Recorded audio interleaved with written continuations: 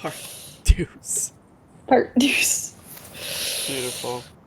Alright. You have a way with with that. With words? I know. This is why you're an author. I haven't written anything yet, but I'm an author. Thanks. You ghost wrote, or you had ghost writing done for you. I paid someone to do that. I wrote none of that shit. She ain't writing But I none. do own the words. I do own the words, technically, so I did. Those words belong to you. Oh, they belong to me. Okay. Chapter 2. Chapter D. Chapter Deuce. Integration. Oh wait, In the morning. never mind. Sorry, go ahead. There is an important cutscene coming up, but I'll tell you when. Don't worry. Just keep reading, and I'll say like, okay, pause for a mo. Okay. In the morning, I woke up with my senses heightened, so that even the rough brown bark of the pines or the ordinary lunging swoop of a woodpecker came to me as a kind of minor revelation. So remember, we left off. This is just a little recap. All 4 of these scientists are in Area X. Area X. The main biologist lady, the narrator, went down into the tunnel tower, saw some writing on the wall made up of vines, went up to it, was almost lured in, like again, almost against her will, she describes, and then the spore like spewed into her nose. But she didn't tell anyone that happened because it was, shall we say, a blunder, like a unprofessional, you know, rookie mistake. And she's like, I'm not gonna tell anybody unless I absolutely have to. And then everybody else has got their own shit going on. They're not really sharing anything with each other either, because apparently the government wants everybody to kind of like have their own secret objectives regarding each other. Like the psychologist like has these weird fucking mantras that she says and then puts everybody into a trance.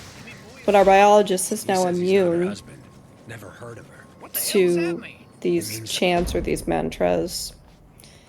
And we really don't even know if it's because of the spores or if it's because of some other reason, but we just know that she, like, the last time the psychologist did something or said something, the other 2 were hypnotized and she wasn't.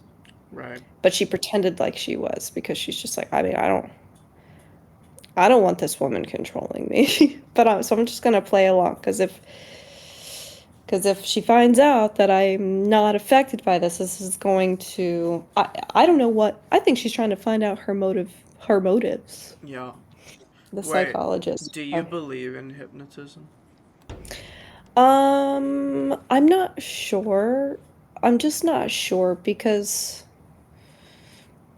there's a thing that this one mentalist, Darren Brown, does to people that apparently is a real thing. And it is a form of, I wouldn't say hypnotization, but it is like a crazy thing he does to be able to put certain people unconscious. And only a certain percentage of the population has this like ability to do this. I think it's like 1 out of 20 people or something like that. But Darren Brown like knows the people that are susceptible to being I don't know. There's a whole thing about it. I have a friend who kind of showed me. I don't remember what it's called. But it's like it's weird where he like snaps his fingers, puts his hands over your eyes. Basically like he puts you in like a like a very high stress situation. And then when you're in that state of like fight or flight or like very, very high stress, he Geeko in like chat. snaps his fingers, puts his hands in front of your face to make you go to sleep, and you just immediately like become unconscious. Um, Oh, by the way, do you want me to show your image tonight? uh, Geeko in chat. oh, Yiko. I mean, I'm just laying here. It's fine. It's better than just me. If you must. Okay. This is how we get our viewers. I'm fucking looking like a hobo. Yeah, well, you are. Geeko says that's 415 million people. So he puts you in a high stress situation and then you're susceptible to hypnotism? Can't remember what it's called. Can Yeah, we it's. Google? We have to Google. Alright. We have to Gemini this thing. Wait, What's the Geeko thing that said. Derek Brown has put? Oh no. Geeko just said, who's the hobo under my camera?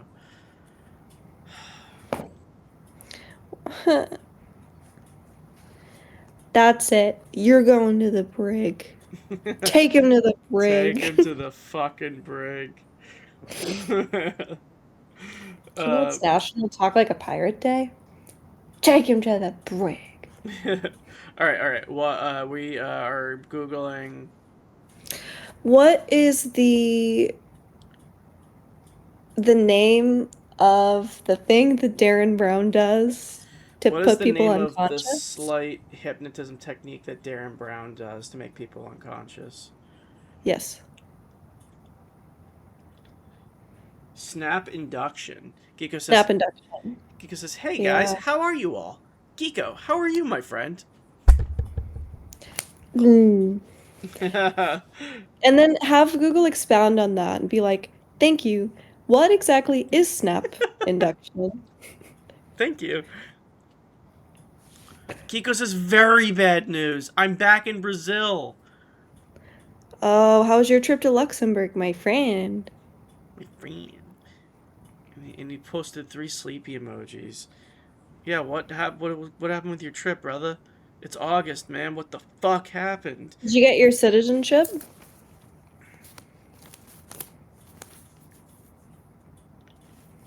How it works. Pattern interruption. It breaks an automatic everyday physical action like shaking hands. A sudden unexpected movement or sound confuses the conscious mind. The brain temporarily stalls out from surprise, making the person look for quick relief and accept the command to sleep. Is snap induction a real thing? Like, is it a proven real phenomena? Geeko says, "It was great. I had a great time. It's all in the hands in the Ministry of Justice now." And Harry is now in chat, and Harry says, "I don't know what that means, but it sounds deep." Alright, Google says, "Yes, it's real, but with massive caveats." While clinical hypnosis is well documented, scientifically proven medical tool, the dramatic instant unconsciousness you see in television is heavily reliant on a theatrical setup, psychological framing, and social pressure rather than pure neural hijacking. The actual scientific breakdown explains how it operates under the surface. The pattern interrupt part is real. Cognitive science proves that the human brain relies heavily on predictable scripts for routine tasks, like extending a hand for a handshake. When that physical routine is suddenly broken, such as someone pulling your arm down instead of shaking it, that's the handshake method instead of the snap method. The brain experiences a brief cognitive overload or a momentary stall while it searches for new instruction. Oh. High suggestibility exists. Peer-reviewed neuroimaging from institutions like Stanford Medicine shows that under hypnosis, the brain experiences functional changes, specifically a drop in activity in the default mode network and altered connections to the central executive network. This makes a person highly receptive to verbal commands. And then varying hypnotizability. Harry says they wouldn't break hypnosis, because of the implication. Very true, bro. Um, Science shows that hypnotic responsiveness is a stable trait. Roughly 10 to 15% of the population are hypnotic virtuosos, highly suggestible people who can enter deep trances incredibly fast. Yeah, some people are higher suggestibility types. I don't think I'm of this type, but like, Neither am I. how do you measure that, you know? I think it's How like do you how measure dumb that? you are. I think it's like how much fluoride you've drank and Highly suggestible. Maybe, yeah, if you like suppose something or like propose something to somebody, and if someone can see it to be true, maybe that is an indicator of high um, suggestibility. I don't know, maybe people that like watch TikTok a lot and like yes. believe believe the things they hear online. Harry, for I don't know. instance, I'm just rambling. You want to know something about Harry? Harry goes It's so highly suggestible. Harry goes so deep into TikTok that he reaches the bottom and then switches over to Instagram. The The bottom. bottom of He's watched it TikTok. all. Well, he says he's gotten to places where he has actually seen repeats of TikToks in his own algorithm, and then he goes over to TikTok to I've reached the bottom of TikTok. Better switch over to Instagram. switching over. Yeah. I can't watch short form content. I will watch it on YouTube, but only because like it is now YouTube is like 50-50 short form content now. Whenever I'm like browsing stuff, I'm scrolling and like the shorts won't end. Like I'm like, where's the regular video? Like scroll, scroll, scroll. And unfortunately, my eyeballs do land on certain shorts and stop. It's annoying. You get drawn in like a fish. Yeah, it's like an itch that you need to scratch. You're like, oh, Zendaya wore what? Oh, I like that. Harry says, Harry says Pete Hegseth. That's funny too. Pete Hegseth interrupts my TikTok feed to tell me that I've completely run out of videos and to come back tomorrow. Hi, Patriot. Thanks for reaching the bottom of TikTok today. Come back tomorrow. There'll be more content for you. It's like when Nintendo tells you, "Do you need to take a break?" Yeah, take a break from playing. Fuck you, You've been Reggie. playing for a long time. Do you need to take a break? Time to take a break. Um, Tara's not only like a fish with shorts content, she's like a fish with her books because she saw this book and it had like a foil outline to it, and much like a fish, it brought her, it made her like she was attracted by it. Harry says, "Bro, for real, I watch TikTok before bed. Then when I want to fall asleep to YouTube, I get sucked into shorts." I hate that. Harry, you should not be falling asleep to shorts. I will say, however, that I find myself falling asleep to YouTube shorts, and that's a weird thing. Because I don't normally like to do that, but I find that for some reason, sometimes it does put me in a trance. Maybe I'm highly suggestible. Well, we don't know. Maybe you are. I gotta get tested by one of these people. You need to You ain't still email thinking about Darren turning Brown over the race sphere to him, are and you? ask John him says he wants me to help him personally. destroy it. Seems like a good idea. Guys, I Destroy spent it? an Yeah, hour right. last night I bet reading my bottom a dollar he just quarter wants to of fire this that book baby on up stream. or sell it off to You someone with some probably don't want serious to hear it. It's a great book. Harry It's says, so good. "Kill Zeke." No, I don't want to kill Zeke. Um, uh, Tara's been reading Annihilation. You may have seen the movie. It's quite good. She's reading the Look how book cool this version of cover it. is. Can I just appreciate the The cover? cover is It's quite cool. interesting. You don't even know what it is until you get up close to It it. draws you in. And then you're like, oh, that's a boar. And it's got shit growing all over it. This is such a perfect representation of what this book is. Because everyone in this book doesn't know what the fuck they're looking at until they like Yeah. investigate further. And even then they're like, I kind of know but still don't. It's like the Book of Uncertainty. Everyone doesn't know what the fuck is happening. And it's awesome.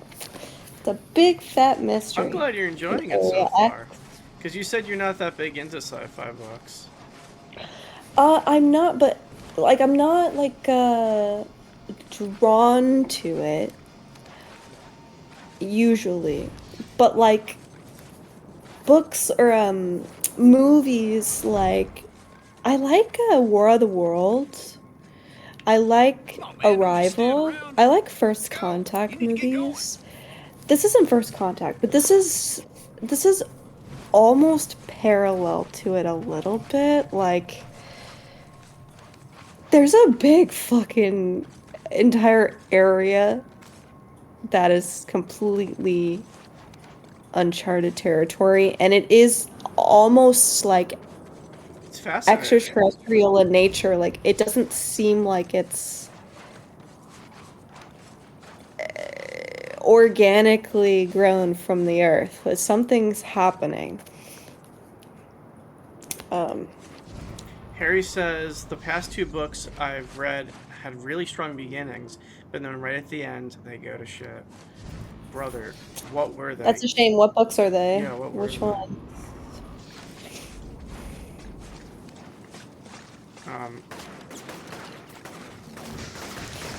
I think you go Creepy into and some- fascinating, I said Stephen King. Oh, Steven said that? My good friend Yeah, my Steven. friend Steven. My neighbor Steven. Your King. neighbor. It's true.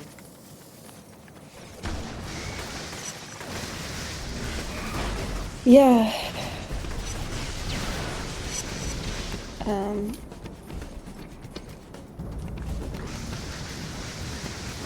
It's good.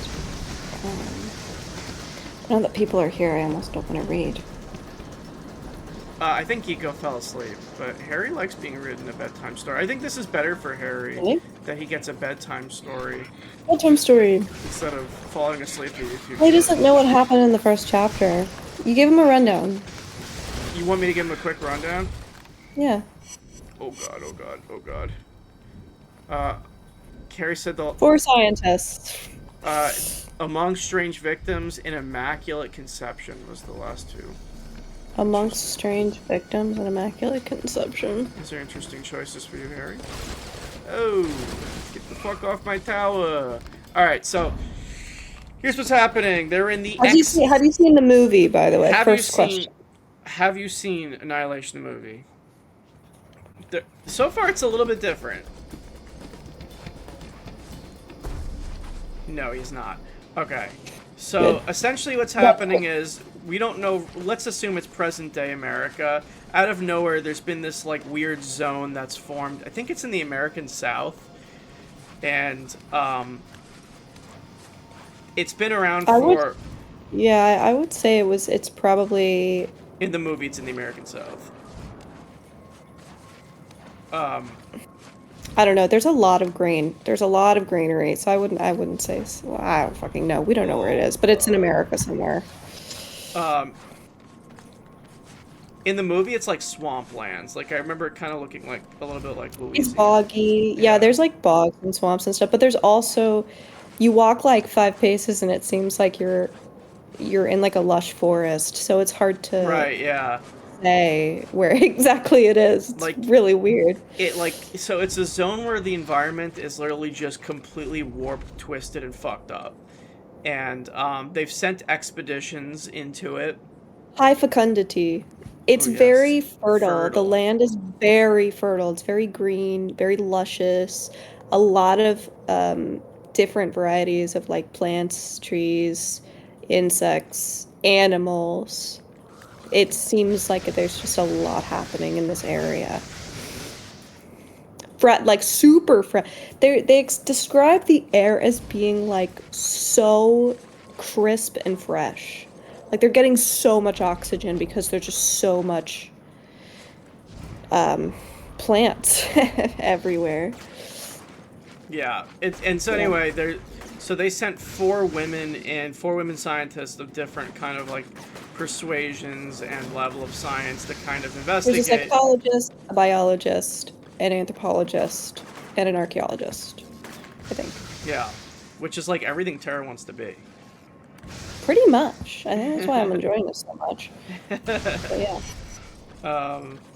Yeah, but And- they send the government commissions these women to go on an expedition into this area called Area X. And their job is basically to explore, take data, extract data, and then eventually come back to the surface, you know.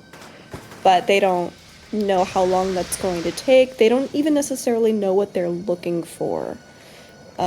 Just that they need to gather data so that they can understand this area better. That's it. But this is the 12th expedition, and all the other expeditions before, some have, it sounds like all of them ended very differently from each other. The first expedition, they ended up killing themselves, every single one of them. The second expedition, all of the crew members ended up killing each other, ended up shooting each other, whatever. And then the expedition 11, everybody ended up abandoning the mission. Like, they all just wanted to go home at the same time, and they did anything they could to go back home, like to the house that they grew up in or whatever. They were just like, they just need to go home, and they just like abandoned ship and left, and they all went home. And then the government went to go be like, yo, like, why didn't you report back to the lab? And they all said the same thing. They were just like, yeah, we just needed to go home. I mean, I think eventually that they came back to the lab and gave their reports and everything, but it's just very odd behavior. Yeah. And nobody knows why. It's the weirdest fucking... there is no rhyme or reason to anything. Like, there doesn't seem to be a pattern to anything that's happening. And the amount of uncertainty, it's freaky. There's no pattern to anything. Yeah. So now they're kind of investigating a tunnel tower. So they're getting, like, their information's all fucked up because the environment is changing. Yeah, they know that there's a lighthouse. I think that's one of their goals, is to go to this one lighthouse. So there are traces of previous civilization. So they know that, like, people used to live here. But also there's I don't know. I think there's just been so much overgrowth, and then they stumble upon this giant structure that's about, it's like described to be like 60 feet in diameter. It's a big circle that's about 5-6 feet off the ground. And her crew members are describing this thing as like a giant tunnel, right? Because there's stairs that go down into it. But something in her mind, the main character's mind, who's the biologist of the group, keeps telling her it's not a tunnel, it's a tower. And she keeps getting these impressions of, like, she keeps getting, like, visuals of images. She's getting these premonitions. Weird stuff is happening, and, like, we have no idea why. It's all just so creepy, but she's just so adamant that this tunnel that they're going into is actually a tower, and they're actually standing at the top of it, not the bottom, or not like the... So anyway, they just started exploring the tunnel tower thing. They went inside of it. It's fucking weird. It's made out of cement. There's no, or like some kind of like mixture of, like, you know, the walls are really smooth. There's nothing on the walls. It's just like stairs to nothing. Stairs to a nothing room. And then more stairs down to another area that goes even deeper into this tunnel.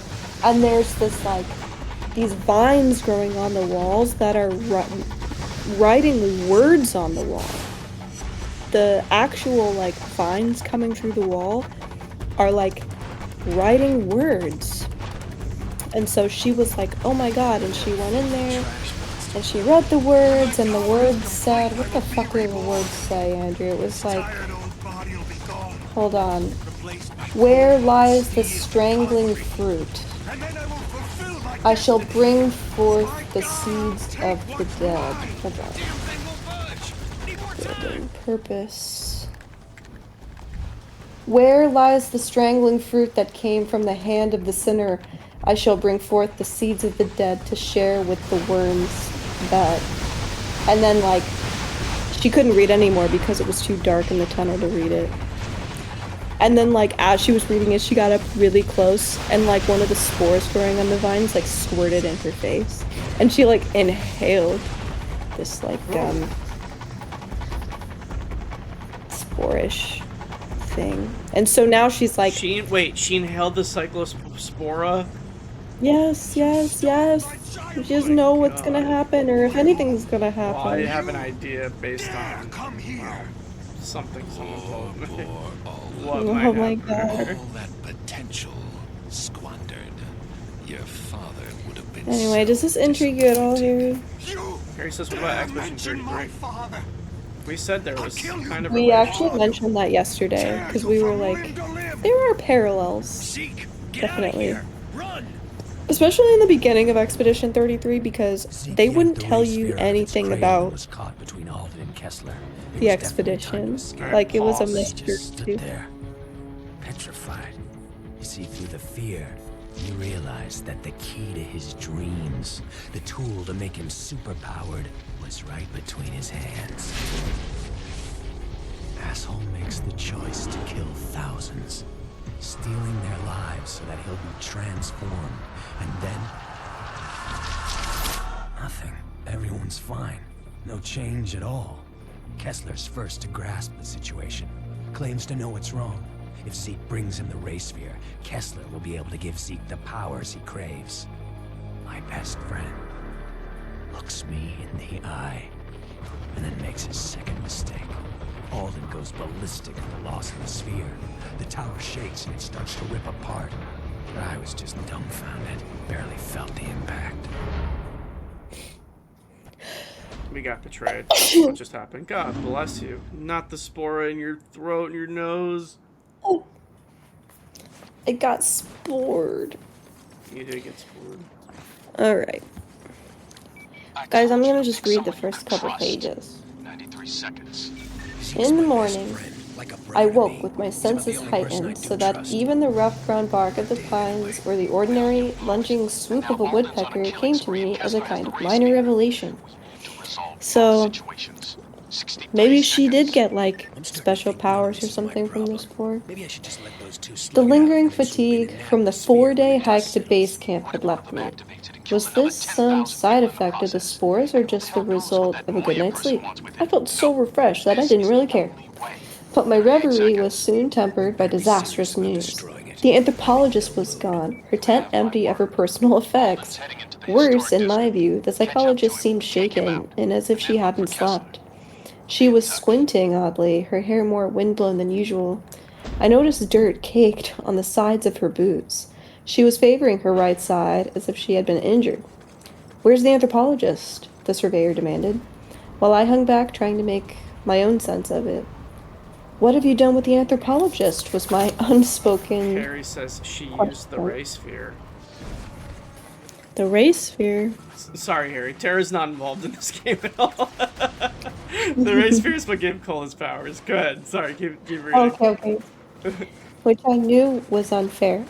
The psychologist was no different than she had been before. That I knew the secret to her magician's show did not necessarily mean she was a threat. By the way, the psychologist has been, like, chanting mantras to the group to put them under hypnosis, which is why we were talking about Darren Brown earlier and, like, snap induction, but this has nothing to do with that. This is, basically, our main character is immune to the psychologist, and she's been pretending like she's not. She's been pretending like she's still under her spell. Was that like a requirement of like being part of the expedition? Just being like... It was one of the things they needed to be put under by hypnosis to even enter Area X, because I guess entry is so intense or whatever that they need to just be put under completely. And we don't know why. They just said, yeah, the government required us to be asleep in order to enter this place. Fucking so crazy. Figure it out So, yourself later. the psychologist stepped into our rising panic with a strange assertion. I talked to her late last night. What she saw in that structure unnerved her to the point that she did not want to continue with this expedition. She had started back to the border to await extraction. She took a partial report with her so that our superiors will know our progress. The psychologist's habit of allowing a slim smile to cross her face at inappropriate times made me want to slap her. She keeps doing that. But she left her gear, her gun too, the surveyor said. She took only what she needed so we would have more, including an extra gun. Do you think we need an extra gun? I asked the psychologist. I was truly curious. In some ways, I found the psychologist as fascinating as the tower. Her motivations, her reasons. Why not resort to hypnosis now? Perhaps even with our underlying conditioning, some things are not suggestible, or fade with repetition. Or she lacked the stamina for it after the events of the night before. I think we don't know what we need, the psychologist said. But we definitely did not need the anthropologist here if she was unable to do her job. The surveyor and I stared at the psychologist. The surveyor's arms were crossed. We'd been trained to keep a close watch on our colleagues for signs of sudden mental stress or dysfunction. She was probably thinking what I was thinking. We had a choice now. We could accept the psychologist's explanation for the anthropologist's disappearance or reject it. If we rejected it, then we were saying the psychologist had lied to us, and therefore also rejecting her authority at a critical time. And if we tried to follow the trail back home, hoping to catch up with the anthropologist to verify the psychologist's story, would we have the will to return to base camp afterward? We should continue with our plan, the psychologist said. We should investigate the tower. The word tower in this context felt like a blatant plea for my loyalty. Still, the surveyor wavered, as if fighting the psychologist's suggestion from the night before. This alarmed me in another way. I was not going to leave Area X before investigating the tower. This fact was ingrained in every part of me, and in that context, I could not bear to think of losing another member of the team so soon, leaving me alone with the psychologist. Not when I was unsure of her, and not when I still had no idea of the effects of my exposure to the spores. She's right, I said. We should continue with the mission. We can make do without the anthropologist. But my pointed stare to the surveyor made it clear to both of them that we would revisit the issue of the anthropologist later. The surveyor gave me a surly nod and looked away. An audible sigh of either relief or exhaustion came from the psychologist. That's settled then, she said, and brushed past the surveyor to start making breakfast. The anthropologist had always made breakfast before. At the tower, the situation changed yet again. The surveyor and I had readied light packs with enough food and water to spend the full day down there. Oh my god. Oh my god. We both had donned our breathing masks to keep out the spores, even though it was too late for me. Nobody knows she got sprayed, by the way, Harry, if you're still here, by the spore. We both wore hard hats with fixed beams on them. But the psychologist stood on the grass just beyond the circle of the tower, slightly below us, and said, I'll stand guard here. Against what? I asked, incredulous. I did not want to let the psychologist out of my sight. I wanted her embedded in the risk of the exploration, not standing at the top, with all of the power over us implied by that position. The surveyor wasn't happy either. In an almost pleading way that suggested a high level of suppressed stress, she said, You're supposed to come with us. It's safer with me. But you need to know that the entrance is secured, the psychologist said, sliding a magazine into her handgun. Holy shit. The harsh scraping sound echoed more than I would have thought. The surveyor's grip on her assault rifle tightened until I could see her knuckles whiten. You need to come down with us. There's no reward in the risk of all of us going down, the psychologist said, and from the inflection I recognized a hypnotic command. The surveyor's grip on her rifle loosened. The features of her face became somehow indistinct for a moment. "You're right," the surveyor said. "Of course, you're right. Makes perfect sense." A twinge of fear traveled down my back. Now it was 2 against 1. I thought about that for a moment, took in the full measure of the psychologist's stare as she focused her attention on me. Nightmarish, paranoid scenarios came to me. Returning to find the entrance blocked, or the psychologist picking us off as we reached for the open sky. Except she could have killed us in our sleep any night of the week. "It's not that important," I said after a moment. "You're as valuable to us up here as down there." And so we descended as before, under the psychologist's watchful eye. Oh my god, the psychologist is like weirding me out. I don't remember the psychologist from the movie at all. Maybe I do need a fresh view on this movie. Maybe you didn't know what was happening. Yeah. Because this was like half the story so far. So far, yeah. The first thing I noticed on the staging level before we reached the wider staircase that spiraled down, before we encountered again the words written on the wall. The tower was breathing. The tower breathed.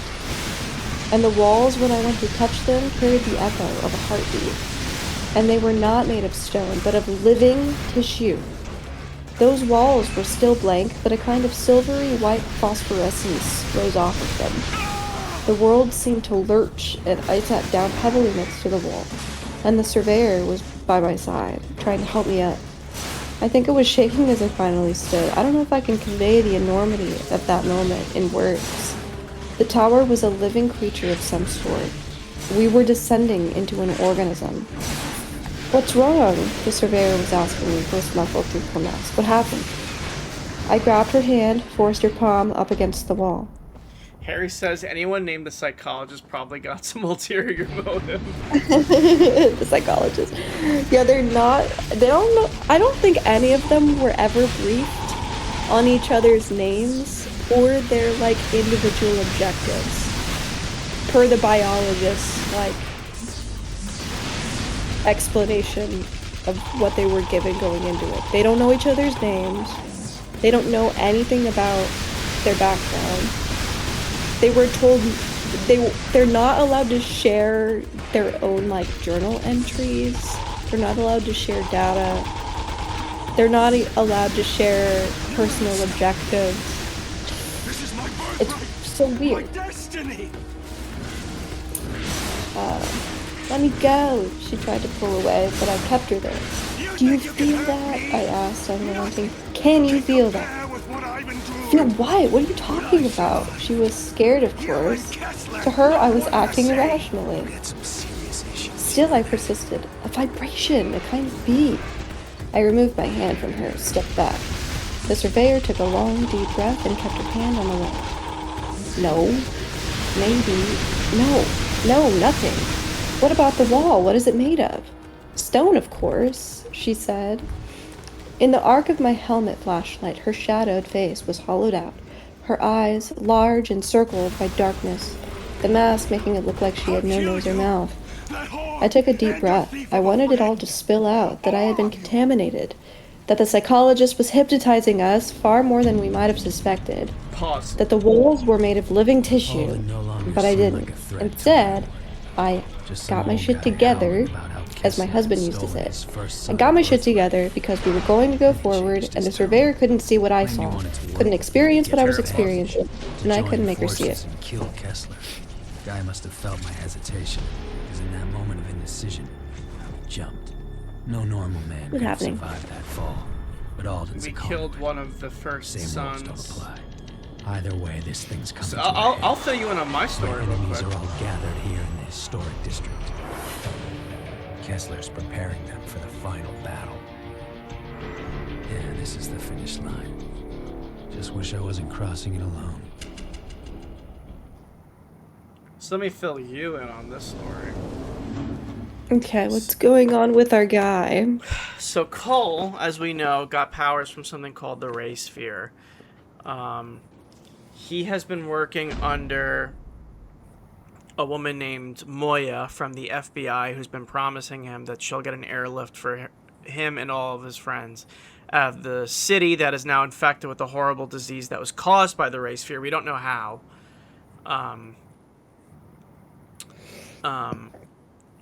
But she promised that she would get them all out of there. So Cole decided to work for her to, help him and his friends out. She said that she needed him to find her husband, John, who was undercover. Harry says this is such a cool game. It is such a cool game. To work for, or to find her husband John, who was kind of undercover and kind of with the people called the First Sons. And the First Sons are like a secret kind of Illuminati style group that have tried to kind of evolve the human ability through powers and stuff like that, but have only recently been successful through the race sphere. We don't know exactly how, but they have been. And leading all of this is a man called Kessler. He's completely mysterious, extremely powerful man that has somehow stolen the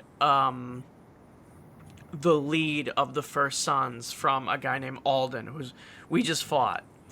Alden, we don't know what happened with Kessler. We don't know what's going on with him. Like, he's completely mysterious. All we know is that somehow he's become the ringleader of all of this, and he is behind everything.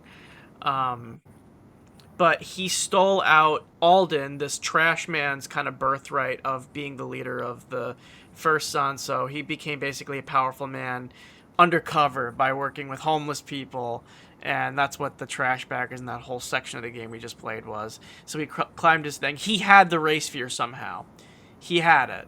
He had gotten it, I think, after the blast, and we were trying to get it back for him.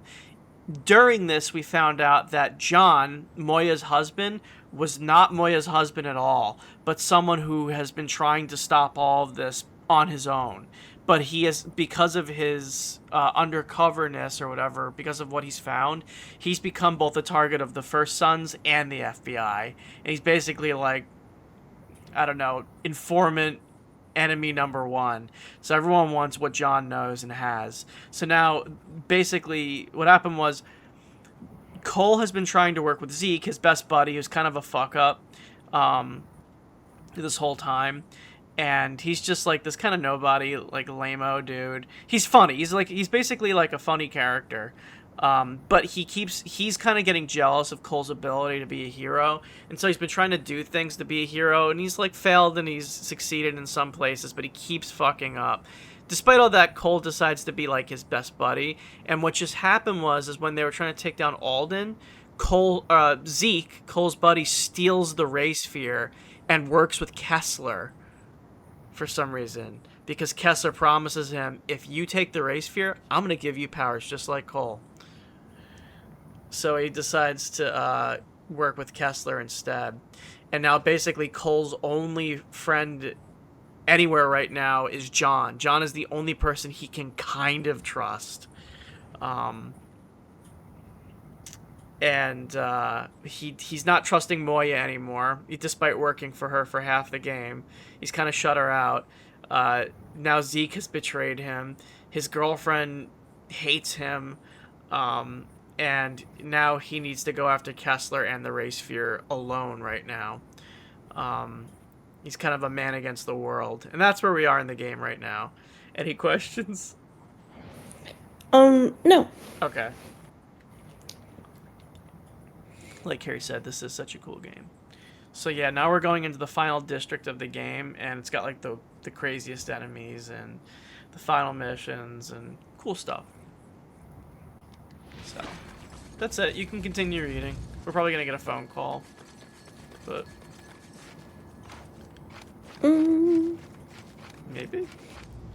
maybe not. Cole's all alone.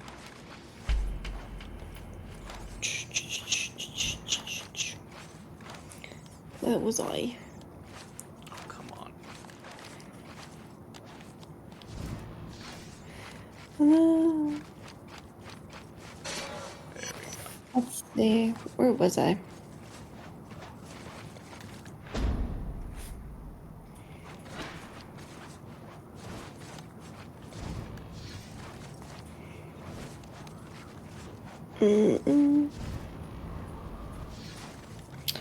Alright, so our main character says, forget it. I said I became disoriented for a second.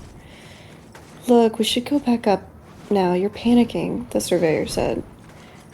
We had all been told we might see things that weren't there while in Area X. I know she was thinking that this had happened to me. I held up the black box on my belt. Nope, it's not flashing. We're good. It was a joke, a feeble joke, but still. You saw something that wasn't there. She wasn't going to let me off the hook. You can't see what is there, I thought. Maybe, I admitted, but isn't that important too? Isn't that part of all of this? The reporting? And something I see that you don't might be important. The surveyor weighed that for a moment. How do you feel now? I feel fine, I lied. I don't see anything now. I lied. My heart felt like an animal had become trapped in my chest and was trying to crawl out. The surveyor was now surrounded by a corona of the white phosphorescence from the walls. Nothing was receding, nothing was leaving me. Then we'll go on, the surveyor said. But only if you promise to tell me if you see anything unusual again. I almost laughed at that, I remember. Unusual? Like strange words on a wall? Written among tiny communities of creatures of unknown origin? I promise, I said. And you will do the same for me, right? Turning the tables, making her realize it might happen to her too. She said, just don't touch me again or I'll hurt you. I nodded in agreement. She didn't like knowing I was physically stronger than her. Under the terms of that flawed agreement, we proceeded to the stairs and into the gullet of the tower, the depths now revealing themselves in a kind of ongoing horror show of such beauty and biodiversity that I could not fully take it all in, but I tried, just as I had always tried, even from the very beginning of my career. My lodestone, the place I always thought of when people asked me why I became a biologist, was the overgrown swimming pool in the backyard of the rented house where I grew up. My mother was an overwrought artist who achieved some success, but was a little too fond of alcohol and always struggled to find new clients. While my dad, the underemployed accountant, specialized in schemes to get rich quick that usually brought in nothing. Neither of them seemed to possess the ability to focus on one thing for any length of time. Sometimes it felt as if I had been placed with a family rather than born into one. They did not have the will or the inclination to clean the kidney-shaped pool, even though it was fairly small. Soon after we moved in, the grass around its edges grew long. Sedge weeds and other towering plants became prevalent. The short bushes lining the fence around the pool lunged up to obscure the chain link. Moss grew in the cracks in the tile path that circled it. The water level slowly rose, fed by the rain, and the surface became more and more brackish with algae. Dragonflies continually scouted the area. Bullfrogs moved in, the wriggling malformed dots of their tadpoles always present. Water gliders and aquatic beetles began to make the place their own. Rather than get rid of my 30-gallon freshwater aquarium, as my parents wanted, I dumped the fish into the pool, and some survived the shock of that. Local birds, like herons and egrets, began to appear, drawn by the frogs and fish and insects. By some miracle, too, some small turtles began to live in the pool, although I had no idea how they had gotten there. Within months of our arrival, the pool had become a functioning ecosystem. I would slowly enter through the creaking wood gate and observe it all from a rusty lawn chair I had set up in a far corner. Despite a strong and well-founded fear of drowning, I had always loved being around bodies of water. Inside the house, my parents did whatever banal, messy things people in the human world usually did. Some of it loudly, but I could easily lose myself in the micro-world of the pool. Inevitably, my focus netted from my parents' useless lectures of worry over my chronic introversion, as if by doing so they could convince me they were still in charge. I didn't have enough or any friends, they reminded me. I didn't seem to make the effort. I could be earning money from a part-time job, but when I told them that several times, like a reluctant antlion, I had to hide from bullies at the bottom of the gravel pits that lay amid the abandoned fields beyond the school, they had no answers. Nor, when one day, for no reason, I punched a fellow student in the face when she said hello to me in the lunch line. So we proceeded, locked into our separate imperatives. They had their lives and I had mine. I liked most of all pretending to be a biologist, and pretending often leads to becoming reasonably facsimile of what you mimic, even if only from a distance. I wrote down my pool observations in several journals. I knew each individual frog from the next. Old Flopper, so much different from Ugly Leaper, and during which month I could expect the grass to teem with hopping juveniles. I knew which species of heron turned up year-round and which were migrants. The beetles and dragonflies were harder to identify, their life cycles harder to intuit, but I still diligently tried to understand them. And in all of this, I eschewed books on ecology or biology. I wanted to discover the information on my own first. As far as I was concerned, an only child and an expert in the uses of solitude, my observations of this miniature paradise could have continued forever. I even jury-rigged a waterproof light to a waterproof camera and planned to submerge the contraption beneath the dark surface to snap pictures using a long wire attached to the camera button. I have no idea if it would have worked because suddenly I didn't have the luxury of time. Our luck ran out and we couldn't afford the rent anymore. We moved to a tiny apartment, stuffed full of my mother's paintings, which all resembled wallpaper to me. One of the great traumas of my life was worrying about the pool. Would the new owners see the beauty and the importance of leaving it as is, or would they destroy it, create unthinking slaughter in honor of the pool's real function? I never found out. I couldn't bear to go back, even if I also could never forget the richness of that place. All I could do was look forward, apply what I had learned from watching the inhabitants of the pool, and I never did look back, for better or worse. If funding for a project ran out, or the area we studied was suddenly bought for development, I never returned. There are certain kinds of deaths that one should not be expected to relive, certain kinds of connections so deep that when they are broken, you feel the snap of the link inside you.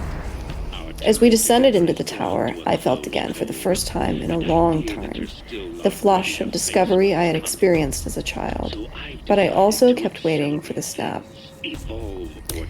Here's the quote again. "Where lies the strangling fruit that came from the hand of the sinner? I shall bring forth the seeds of the dead to share with the worms."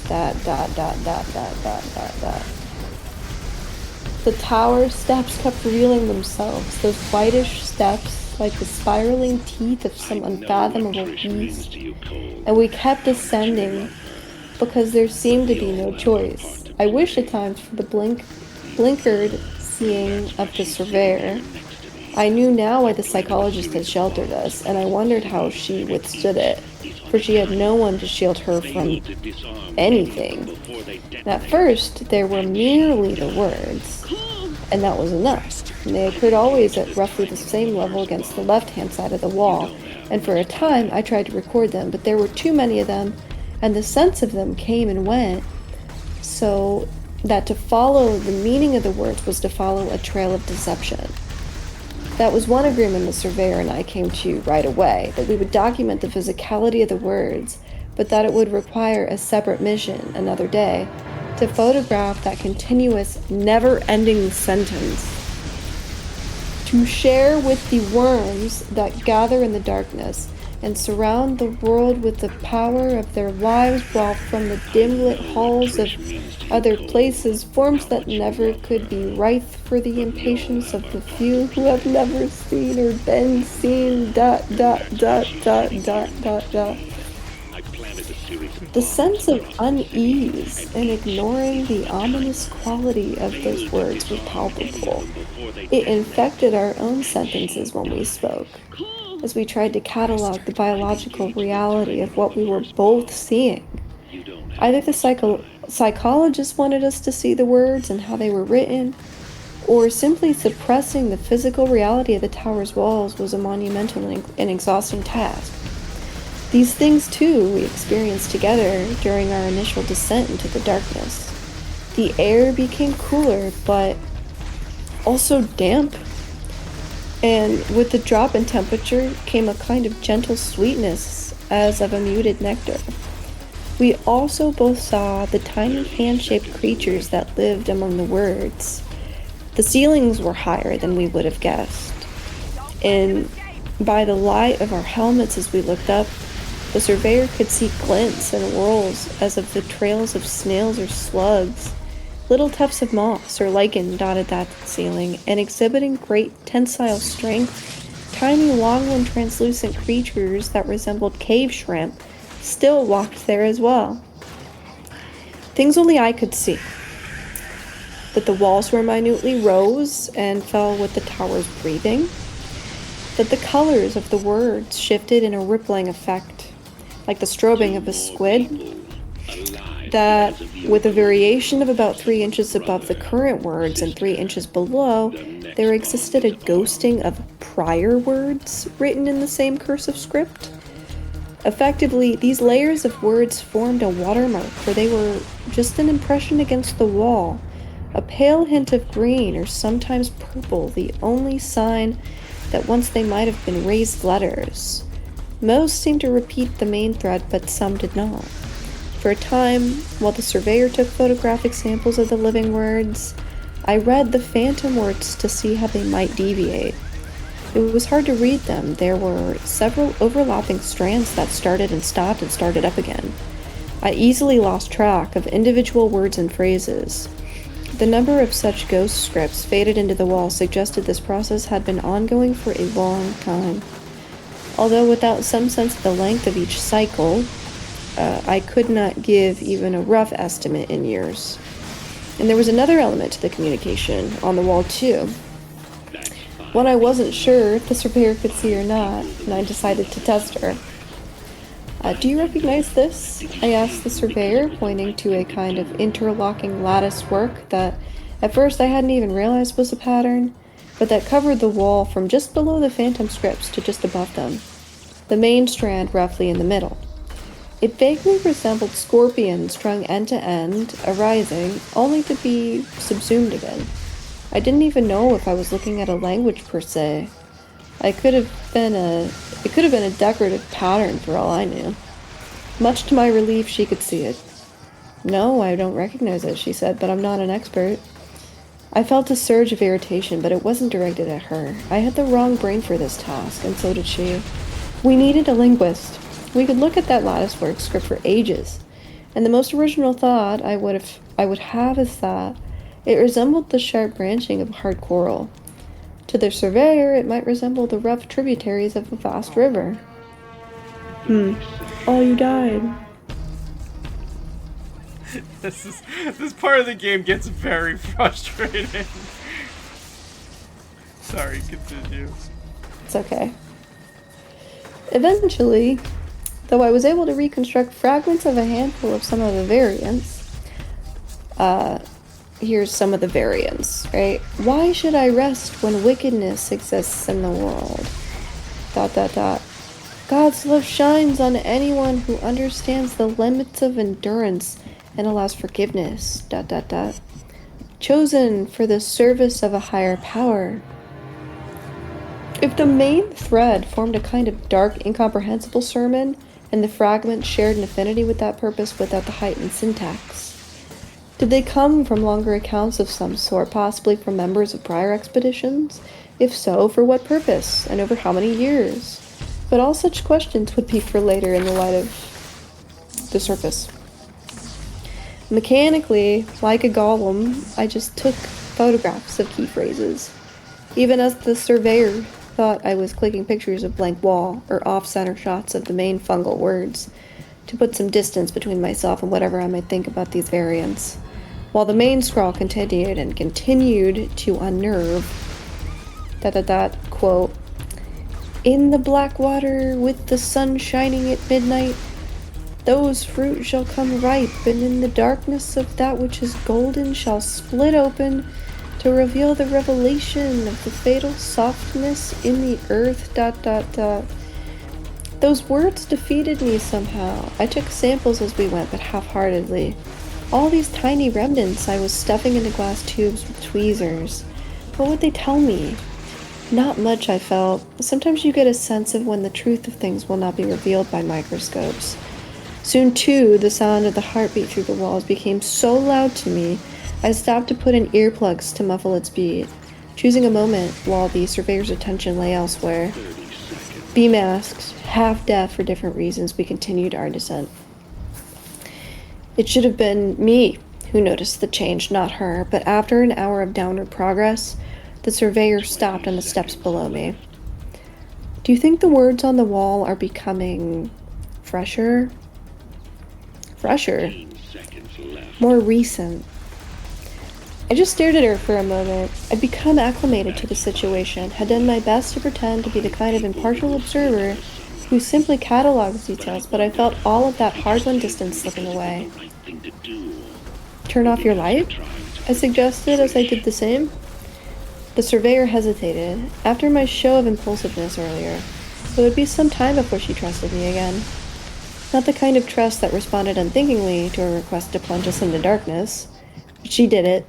The truth was, I had purposefully left my gun in its belt holster, and she could have extinguished me in a moment with her assault rifle. With one fluid motion pulled on the strap, freeing it from her shoulder. Arr.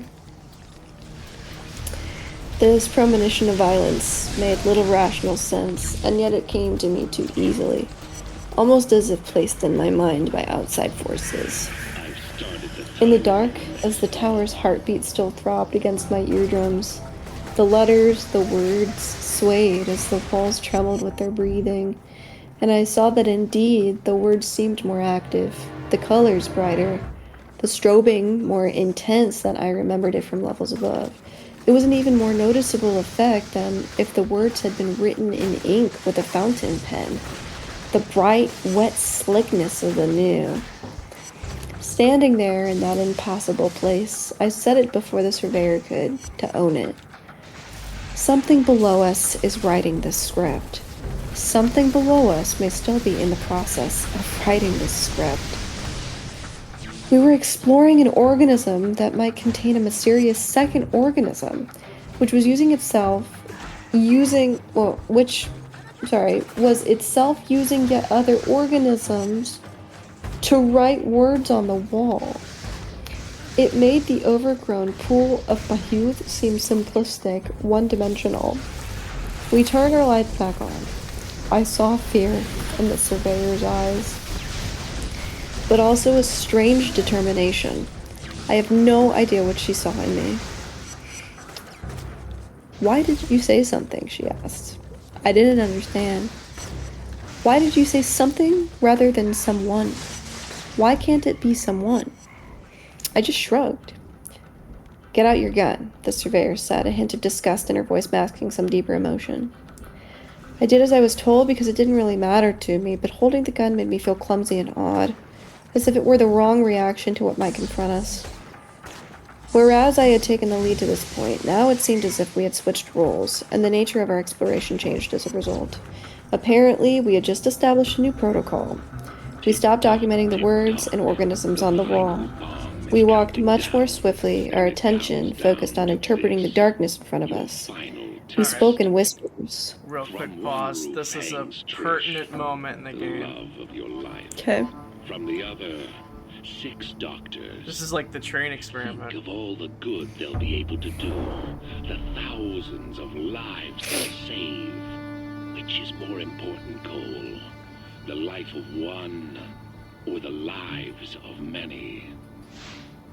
Bombs are attacked. So, Kessler has put bombs all over the city, and in the meantime, he's captured 6 doctors and a burp, and then also Trish, my girlfriend who I've been trying to get back with, and who's kind of hated me for everything that's happened.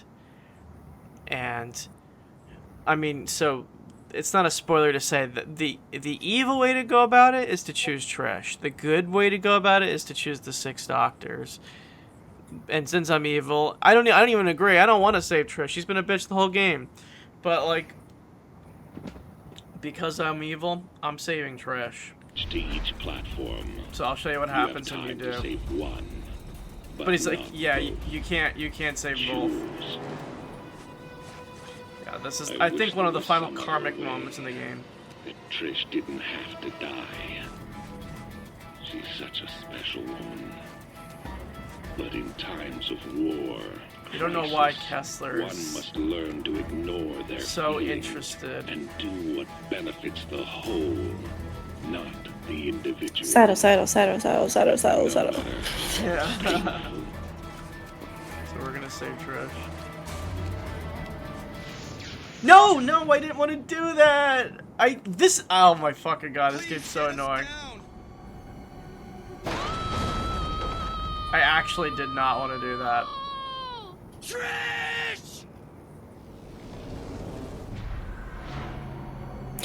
Time slowed down as Trish fell. All my powers, and I couldn't do a thing. Did she die? For Yeah. a second, she sprung to life, just long enough to Was say she always that gonna was die? ashamed of what I'd become. I'll tell you what happens. That God had given me these powers, and I'd squandered them, hurting others and thinking only of myself. I buried her in the park alongside others who died since the blast. Kessler's gonna pay for this. I'm gonna find that sick bastard, and I'm gonna kill him. Fuck! I'm so annoyed that that just happened. Okay, so what was supposed to happen was it was a fucking trick. And no matter what, Trish dies. If you try saving Trish, it's not actually her, and she's part of the 6 doctors.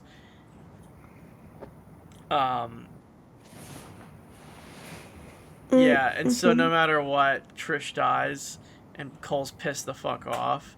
But I just accidentally chose the hero thing, and I really didn't want to fucking do that. It's okay, though. It's fine. It's whatever. But yeah, so Kessler just killed Trish. Harry said, back in the day I was doing the hero route and I accidentally saved Trish. Enjoy being good. That is too easy to fuck up. That's way too easy to fuck up. Sorry, you can go back to reading now. No, that's fine. Every minute Oopsie. that mad dog walks the planet, all of our lives are at risk. Let's see what it is. Where the hell were you? If you'd only helped out, Trish might still be alive.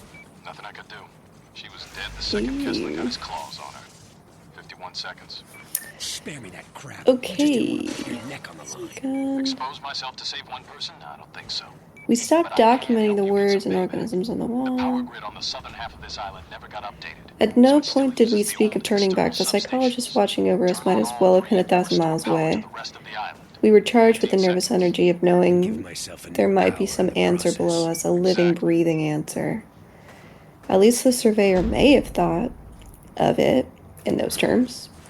And she couldn't feel or hear the beating of the walls, but as we progressed, even I could not see the writer of those words in my mind.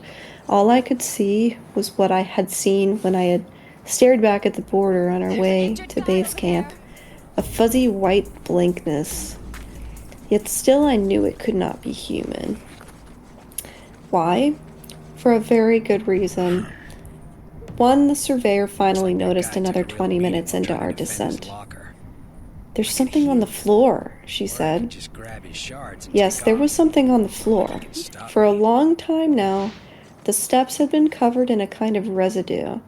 I hadn't stopped to examine it because I hadn't wanted to unnerve the surveyor, uncertain if she would ever come to see it. The residue covered a distance from the edge of the left wall to about 2 feet from the right wall.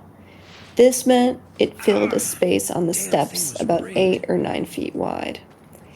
Let me take a look, I said, ignoring her quivering finger.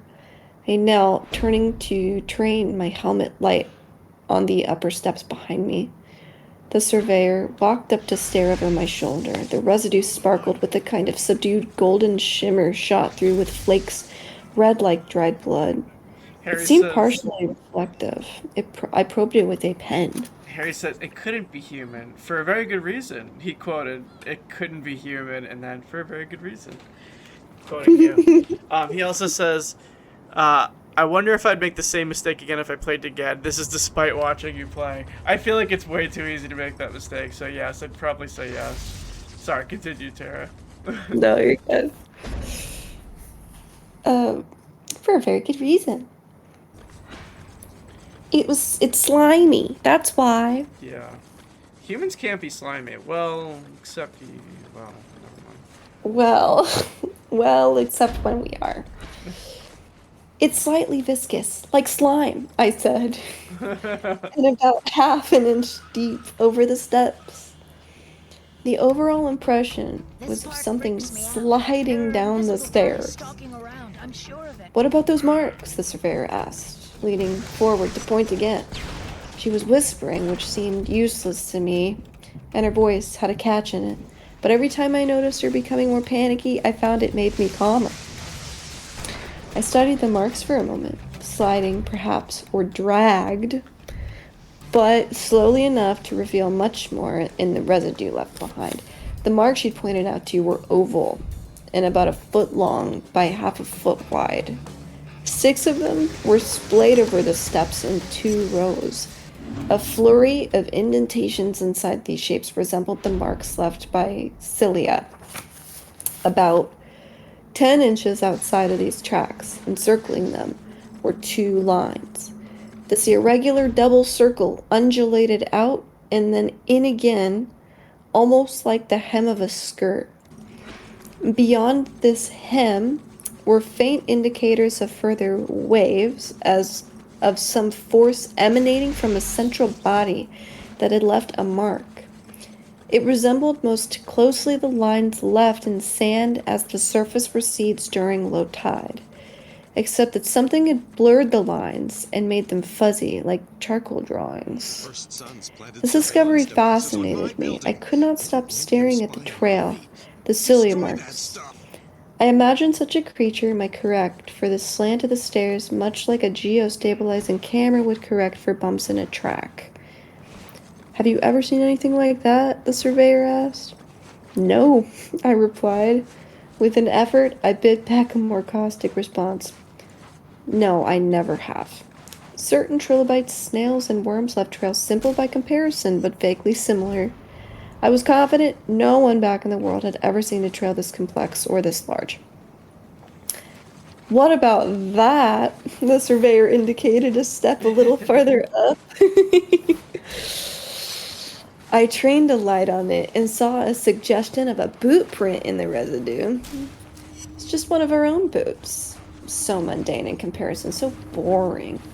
The light on the helmet shuddered from side to side as she shook her head. No, see? And she pointed out my boot prints and hers. This imprint was from a 3rd set and headed back up the steps. You're right. There's another person down here not long ago. The surveyor started cursing. At the time, we didn't think to look for more sets of boot prints. Ooh, that's so freaky. Creepy.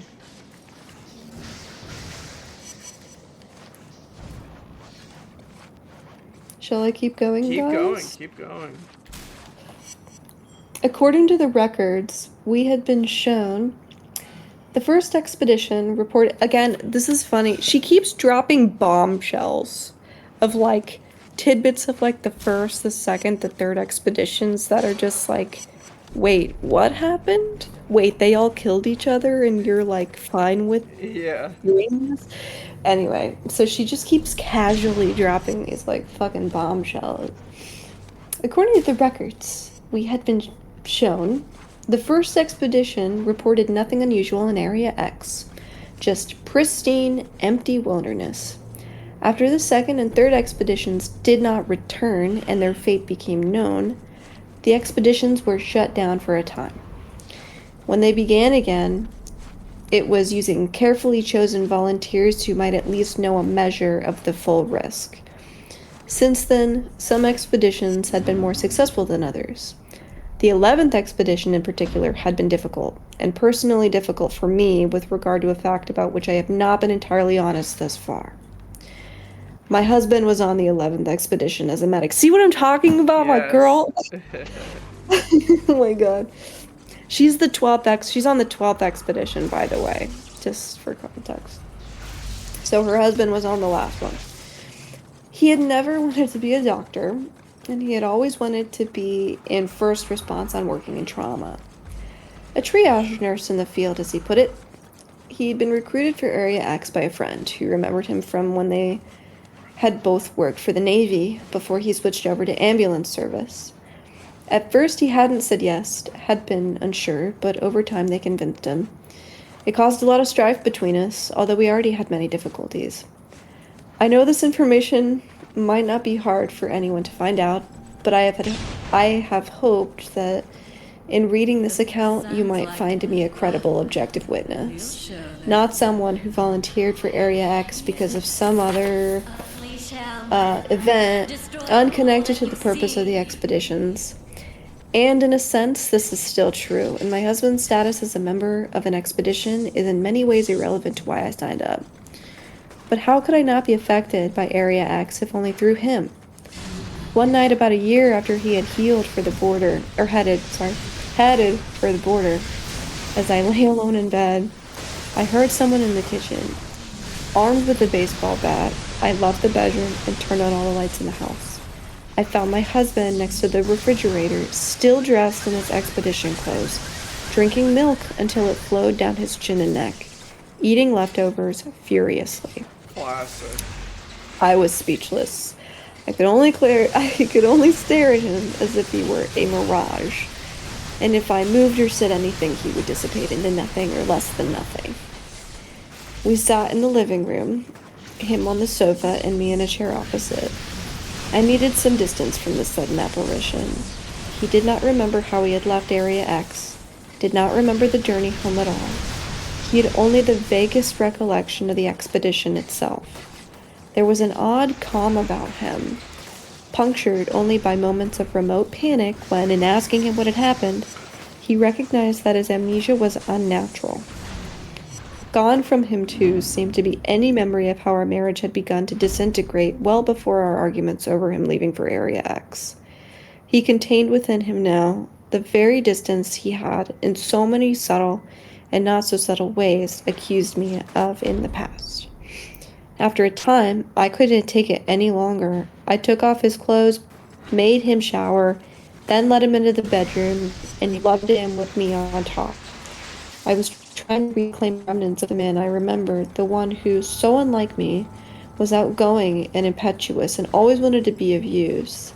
The man who had been a passionate recreational sailor and for 2 weeks out of the year went with friends to the coast to go boating. I could find none of that in him now. The whole time he was inside me, he looked up at my face with an expression that told me he did remember me, but only through a kind of fog. It helped for a while, though. It made him more real. I had to pretend. What an insane thing. But only for a while. This strange man is fucking me. It's like a baby. She's trying to get him to fucking wake up. Wake up, bitch. Sorry. I get it. But only for a while. I only had him in my life again for about 24 hours. They came for him the next evening, and once I went through the long, drawn-out process of receiving security clearance, I visited him in the observation facility right up until the end. That antiseptic place where they tested him, and tried without success to break through both his calm and his amnesia. He would greet me like an old friend, an anchor of sorts to make sense of his existence, but not like a lover. I confess, I went because I had hopes that there remained some spark of the man I'd once known, but I never really found it. Even the day I was told he had been diagnosed with inoperable systemic cancer, my husband stared at me with a slightly puzzled expression on his face. He died 6 months later. During all that time, I could never get beyond the mask, could never find the man I had known inside of him. Not through my personal interactions with him, not through eventually watching the interviews with him and the other members of the expedition, all of whom died of cancer as well. Harry says, I left for a second and forgot Tara was reading. I thought she was going through some shit. That would be pretty insane. Ooh, no. Thank God, no. Whatever had happened in Area X, he had not come back. Not really. Gross, fucked up. Do you want to... So the next little section is them going deeper and deeper into the... No, this is from the movie. I do remember this. This is from the movie? Yes. Like everything you're describing right now is definitely from the movie. Okay. I very distinctly remember this part. Are you ready to go deeper into the tunnel? Yeah. Do you want me to tell you who plays her husband? Or would you rather have your own mental image? I have like a very generic white man in my head. It's actually not a white man in the movie. It's like he's an actor. Well, yes, I would hope so. Who is it? You know? It's Oscar Isaac, I'm pretty sure. Oscar Isaac? Oh, is that the guy from Dune? Oh yeah, he is in Dune, isn't he? Yeah. Yeah. Okay. Yeah, he looks like a doctor. Ever farther down into the darkness we went, and I had to ask myself if any of this had been experienced by my husband. I did not know how my infection changed things. Was I on the same journey, or had he found something completely different? If similar, how had his reactions been different, and how had that changed what happened next?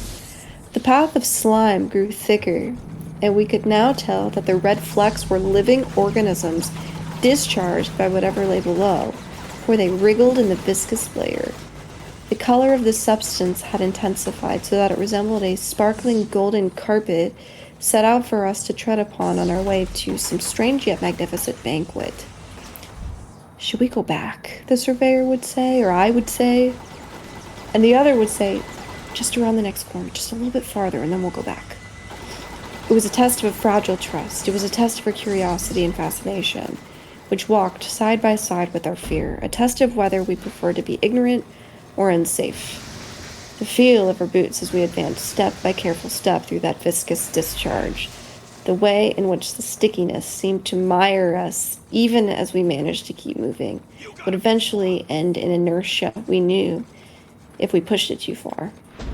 But then, the surveyor rounded a corner ahead of me and recoiled into me, shoved me back up the steps, and I let her. "There's something down there," she whispered in my ear, "something like a body or a person." I didn't point out that a body could be a person. "Is it writing words on the wall?" "No, slumped down by the side of the wall." I only caught a glimpse. Her breathing came quick and shallow against her mask. "A man or a woman?" I asked.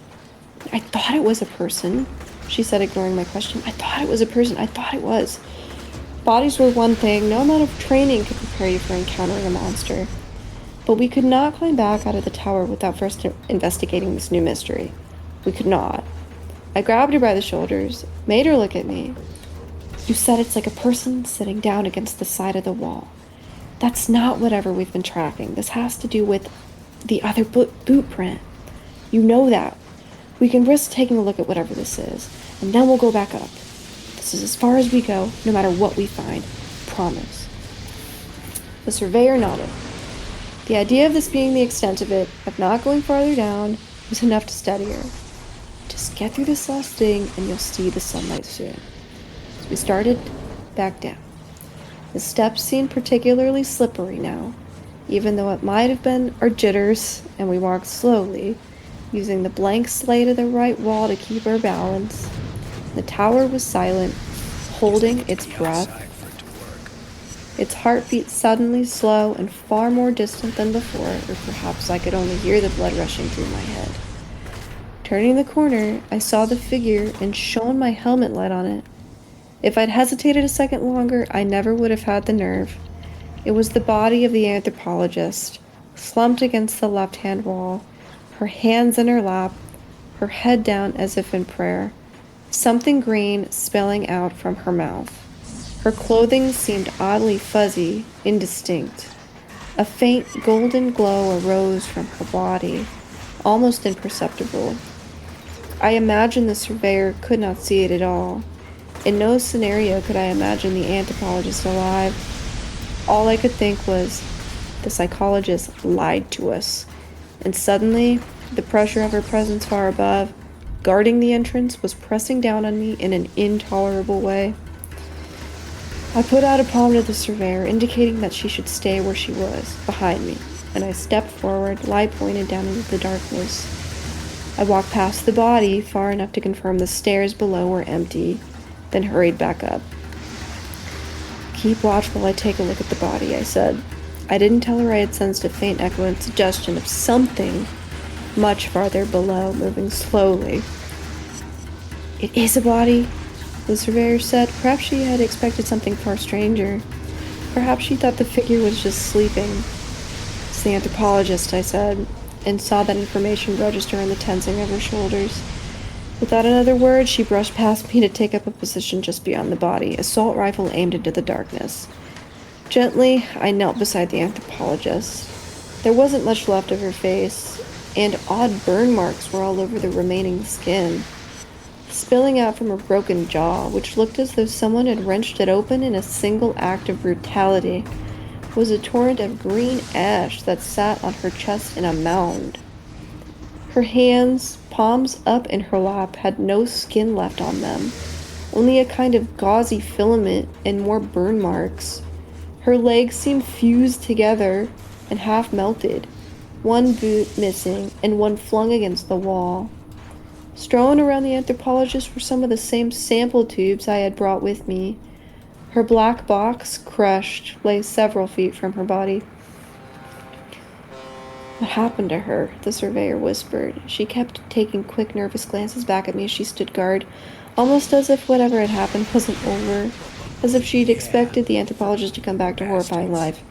I didn't answer her. All I could have said was, "I don't know," a sentence that was becoming a kind of witness to our own ignorance or incompetence, or both. I shone my light on the wall above the anthropologist. For several feet, the script on the wall became erratic, leaping up and dipping down before regaining its equilibrium. Quote, "The shadows of the abyss are like the petals of a monstrous flower that shall blossom within the skull and expand the mind beyond what any man can bear. ... I think she interrupted the creator of the script on the wall," I said. And it did that to her? She was pleading with me to find some other explanation. I didn't have one, so I didn't reply. Just went back to observing as she stood there watching me. A biologist is not a detective, but I began to think like a detective. I surveyed the ground to all sides, identifying first my own boot prints on the steps, and then the surveyor's. We had obscured the original tracks, but you could still see traces. First of all, the thing, and no matter what the surveyor might hope, I could not think of it as human, had clearly turned in a frenzy. Instead of the smooth sliding tracks, the slime residue formed a kind of clockwise swirl. The marks of the feet, as I thought of them, elongated and narrowed by the sudden change. But on top of this swirl, I could also see boot prints. I retrieved the one boot, being careful to walk around the edges of the evidence of the encounter. The boot prints in the middle of the swirl were indeed from the anthropologist, and I could follow the partial imprints back up the right-hand side of the wall as if she had been hugging it. An image began to form in my mind of the anthropologist creeping down in the dark to observe the creator of the script. The glittering glass tubes strewn around her body made me think that she had hoped to take a sample. But how insane or oblivious. Such a risk, and the anthropologist had never struck me as impulsive or brave. I stood there for a moment, and then backtracked even farther up the stairs as I motioned to the surveyor, much to her distress, to hold her position. Perhaps, if there had been something to shoot, she would have been calmer, but we were left with only what lingered in our imaginations.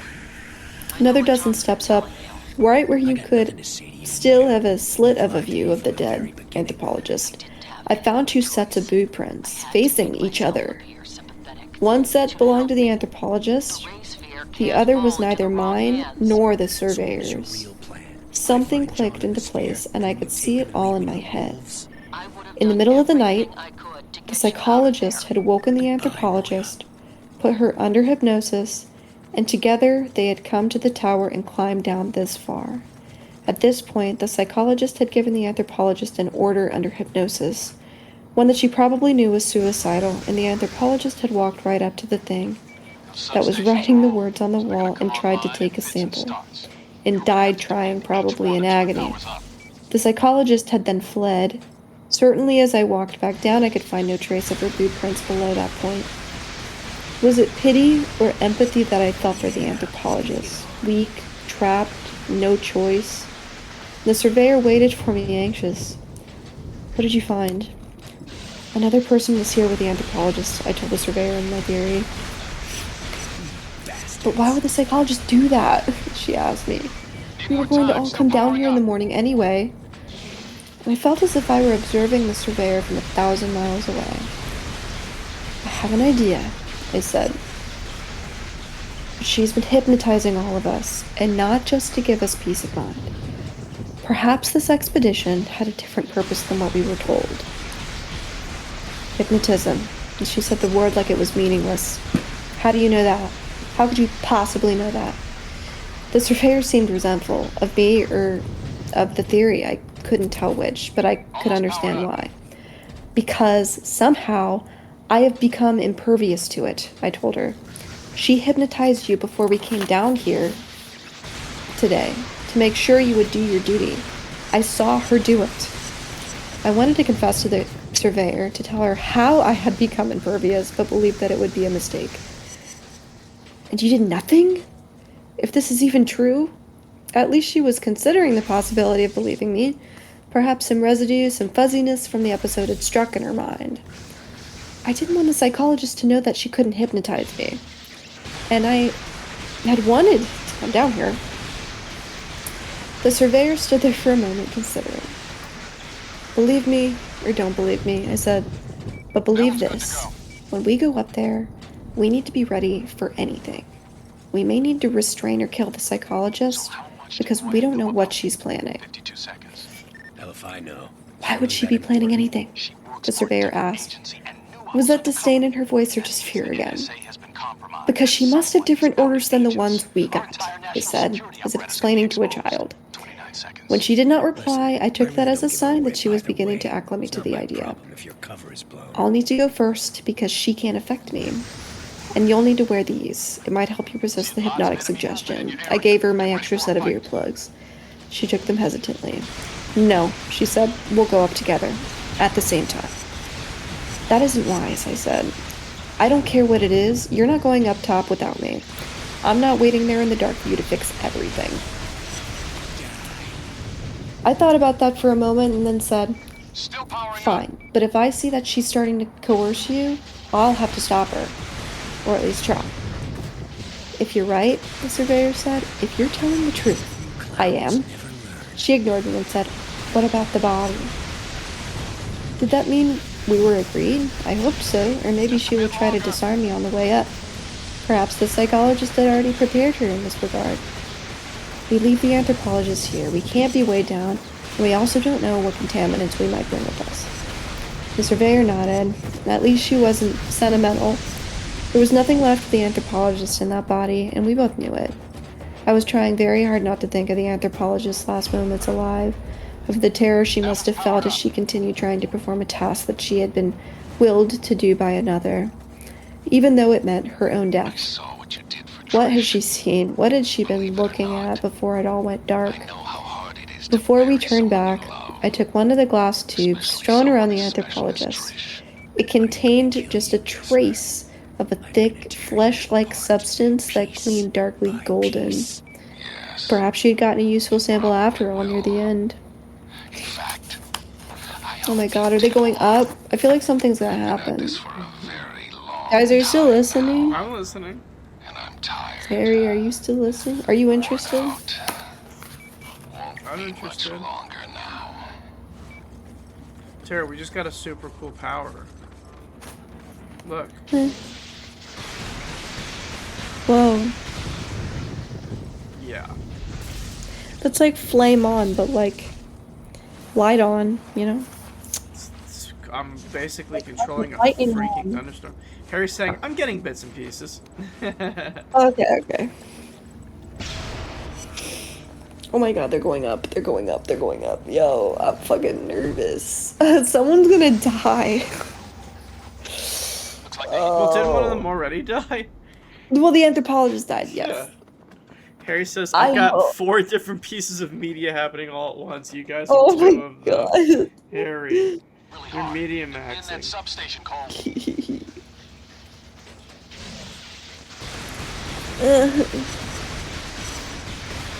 Okay.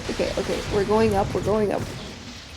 As we ascended toward the light, I tried to distract myself. I kept reviewing my training over and over again, searching for a clue, for any scrap of information that might lead to some revelation about our discoveries.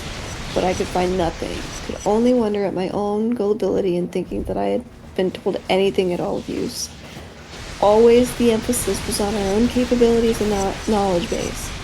Always, as I look back, I could see that there had been an almost willful intent to obscure, to misdirect, disguised as concern that we would not be frightened or overwhelmed. The map had been the first form of misdirection.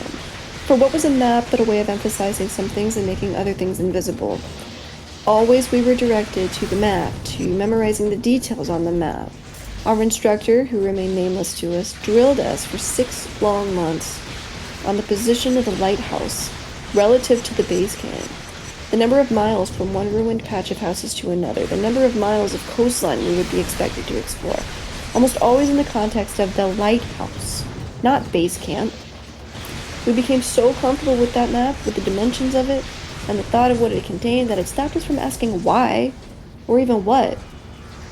Why the stretch of coast? What might lie inside the lighthouse? Why was the camp set back into the forest, far from the lighthouse, but fairly close to the tower, which of course did not exist on the map? And had the base camp always been there? What lay beyond the map? Now that I knew the extent of the hypnotic suggestion that had been used on us, I realized that the focus on the map might have itself been an embedded cue, that if we did not ask questions, it was because we were programmed not to ask questions, that the lighthouse, representative or actual, might have been a subconscious trigger for a hypnotic suggestion, and that it might also have been the epicenter of whatever had spread out to become Area X. My briefing on the ecology of that place had a similar blinkered focus. I had spent most of my time becoming familiar with the natural transitional ecosystems, with the flora and fauna and the cross-pollination I could expect to find. But I had also had an intense refresher on fungi and lichen that, in light of the words on the wall, now stood out in my mind as being the true purpose of all that study. If the map had been meant solely to distract, then the ecology research had been meant, after all, to truly prepare me. Unless I was being paranoid. But if I wasn't, it meant they knew about the tower. Perhaps I'd always known about the tower. And from there, my suspicions grew. They had put us through grueling survival and weapons training. So grueling that most evenings we went right to sleep in our separate quarters. Even on those few occasions when we trained together, we were training apart. They took away our names in the second month, stripped them of us. The only names applied to things in Area X, and only in terms of their most general label. This too a kind of distraction from asking certain questions that could only be reached through knowing specific details. But the right specific details, not, for example, that there were 6 species of venomous snakes in Area X. A reach, yes, but I was not in the mood to set aside even the most unlikely scenarios. By the time we were ready to cross the border, we knew everything. And we knew nothing. The psychologist wasn't there when we emerged, Harry blinking says into the sunlight. Venom. Eh? Harry says venom. Yeah, venomous snakes. Venomous. 6 of them. We need your help. Or are there? Snakes out of here. The first sons have been patrolling Snake the eater. streets alive, so watch Snake eater. Very nice. Thank you. Very good. Annihilation snake eater. Okay. This is like, okay. This is It's a like- lot very similar to what Snake does. He's going into the wilderness and he's all alone. Harry says, like, "Damn oh, girl, breathe." I know. I need to eat this snake. She needs to eat the snake.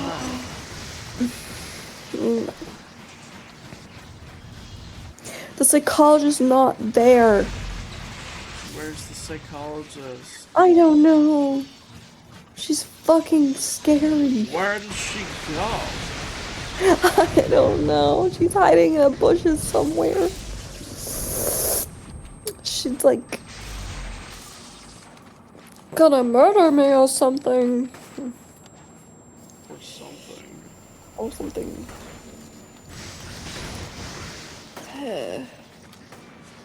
We had been ready for almost any scenario, but not for the psychologist's absence. It loves us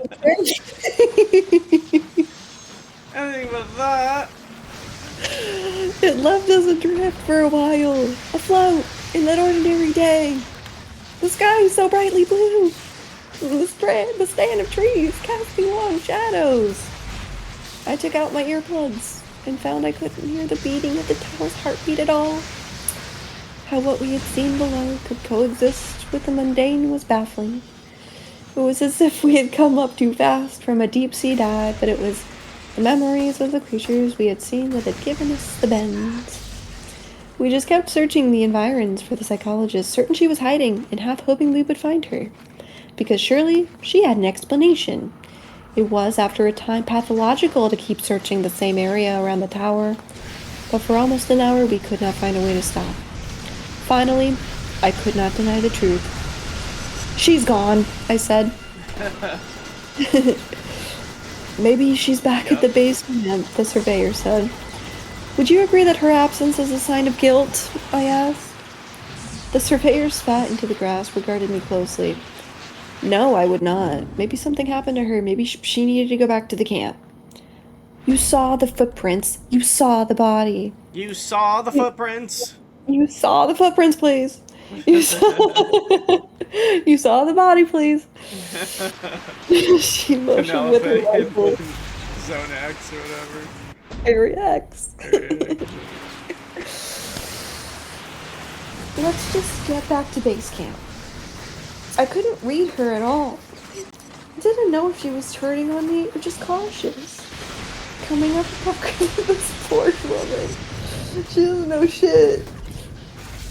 Coming up above ground had emboldened her regardless, and I had preferred her uncertain.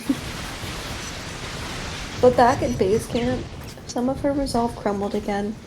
The psychologist wasn't there. Not only wasn't she there, but she had taken half of our supplies and most of the guns. Either that or buried them somewhere, so we knew the psychologist was still alive. You must understand how I felt then, how the surveyor must have felt. We were scientists, trained to observe natural phenomena and the results of human activity. We had not been trained to encounter what appeared to be the uncanny. In unusual situations, there can be a comfort in the presence of even someone you think might be your enemy. Now we had come close to the edges of something unprecedented. In less than a week into our mission, we had lost not just the linguist at the border, but our anthropologist and our psychologist. "Okay, I give up," the surveyor said, throwing down her rifle and sagging into a chair in front of the anthropologist's tent as I rummaged around inside of it. "I'm gonna believe you for now. I'm gonna believe you, because I don't really have a choice, because I don't have any better theories. What should we do now?" And there still weren't any clues in the anthropologist's tent. The horror of what had happened to her was still hitting me. To be coerced into your own death. If I was right, the psychologist was a murderer, much more so than whatever had killed the anthropologist. When I didn't answer the surveyor, she repeated herself with extra emphasis. "So what the hell are we gonna do now?" Emerging from the tent, I said, What the hell are we gonna do now? "Do you like my acting?" Yes, you're doing great. Fucking. What the hell are we gonna do now? We examined the samples I took. We developed the photographs. And go through them. Then, tomorrow, we thought we'd go back down into the tower. The surveyor gave a harsh laugh as she struggled to find words. Her face seemed to almost want to pull apart for a second, perhaps from the strain of fighting off the ghost of some hypnotic suggestion. Finally, she got it out. "No, I'm not going back down into that place. It's a tunnel, not a tower." What do you want to do instead? I asked. As if she'd broken through some barrier, the words now came faster, more determined. We go back to the border and await extraction. We don't have the resources to continue, and if you're right, the psychologist is out there right now plotting something, even if it's just what excuses to give us. And if she's not, if she's dead or injured because something attacked her, that's another reason to get the hell out. She had lit a cigarette, one of the few we'd been given. She blew 2 long plumes of smoke out of her nose. I'm not ready to go back, I told her. Not yet. I wasn't near ready despite what had happened. You prefer this place. You really do, don't you? The surveyor said. It wasn't really a question, the kind of pity or disgust infused her voice. You think this is going to last much longer? Let me tell you, even on military maneuvers designed to stimulate negative outcomes, I've seen better odds. Fear was driving her, even if she was right. I decided to steal my delaying tactics from the psychologist. Let's just look at what we brought back, and then we can decide what to do. You can always head back to the border tomorrow. She took another drag of the cigarette, digesting that. The border was still a 4-day hike away. True enough, she said, relenting for the moment. I didn't say what I was thinking, that it might not be that simple, but she might make it back across the border only in the abstract sense that my husband had, stripped of what made her unique. Harry But said I didn't that was know- very Long Island of you, the whole, what are we gonna do now? What are we gonna do now? What are we gonna do now? What are we gonna do? I don't know! What the hell are we gonna do now? Are you kidding me? Are you not for nothing, but I think we're gonna Nothing, die but here. this whole expedition's fakakta. This whole expedition thing, it's like creeping me out, man. It's creeping me wanna the go. fuck out. It's all fucked up. I mean, can you see Not for what nothing, not for nothing, but I hate slime. I hate slimy things. It's fucking disgusting. It's fucking disgusting. It's got little flecks of golden blood in there. That's fucking gross. Blood enough is fucking gross, but why can't it be the right color? I don't fucking know. Ugh, It's fucking slime. it's fucking slime. Anyway, I spent the rest of the afternoon looking at samples under the microscope on the makeshift table outside of my tent. The surveyor busied herself with developing the photographs in the tent that doubled as a darkroom, a frustrating process for anyone used to digital uploads. Then, while the photos were resting, she went back through the remnants of maps and documents the prior expedition had left at the base camp. I'm being serious now. My samples told a series of cryptic jokes with punchlines I didn't understand. The cells of the biomass that made up the words on the wall had an unusual structure, but they still fell within an acceptable range. Or those cells were doing a magnificent job of mimicking certain species of saprotrophic organisms.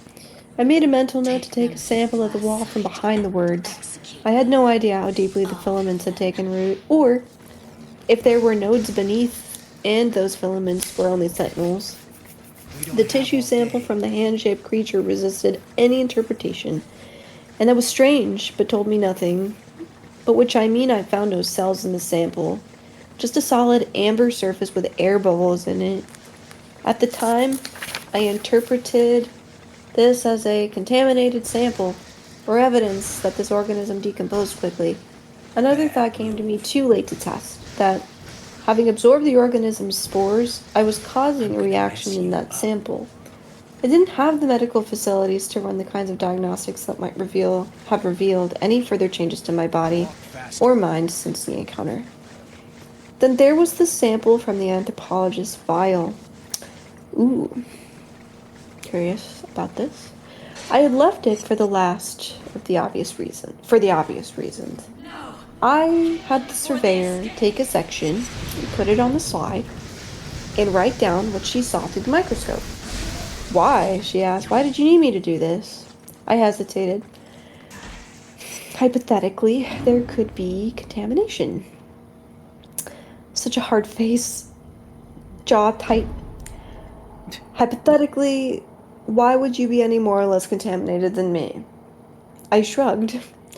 No particular reason. I was the first one to find the words on the wall, though. She looked at me as if I had spouted nonsense, laughed harshly. We're in so much deeper than that. Do you really think those masks we wore are going to keep us safe from whatever's going on here? Great COVID fucking satire. Thank you. She was wrong. She was wrong. I thought she was wrong. But I didn't correct her. People trivialize or simplify data for so many reasons. There was nothing else to be said. And she went back to her work, as I squinted through the microscope at the sample from whatever had killed the anthropologist. At first I didn't know what I was looking at because it was so unexpected. It was brain tissue, and not just any brain tissue. The cells were remarkably human, with some irregularities. Okay? My thought at the time was that the sample had been corrupted, but if so, not by my presence. The surveyor's notes perfectly described what I saw, and when she looked at the sample again later, she confirmed its unchanged nature. I kept squinting through the microscope lens and raising my head and squinting again as if I couldn't see the same sample correctly. Then I settled down and stared at it until it became just a series of squiggles and circles. Was it really human? Was it pretending to be human? As I said, there were irregularities, and how had the anthropologist taken a sample?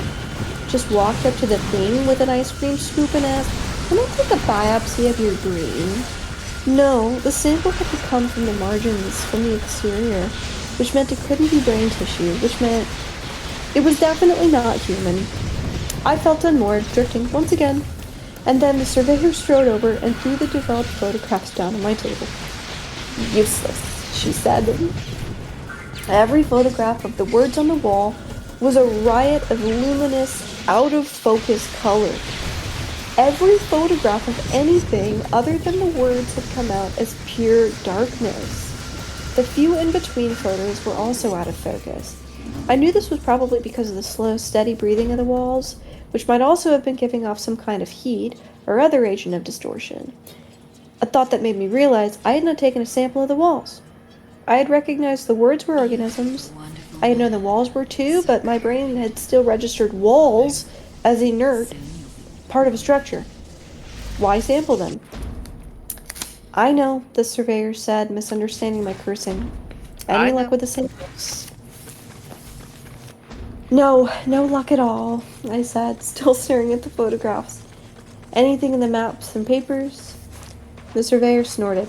Not a damn thing. Nothing. Except they all seem fixated on the lighthouse. Watching the lighthouse, going to the lighthouse, living in the goddamn lighthouse. So we have nothing. Enough about the lighthouse. The surveyor ignored that, said, "What do we do now?" It was clear she hated asking the question. "Eat dinner," I said. "Take a little stroll along the perimeter to make sure the psychologist isn't hiding in the bushes. Think about what we're doing tomorrow."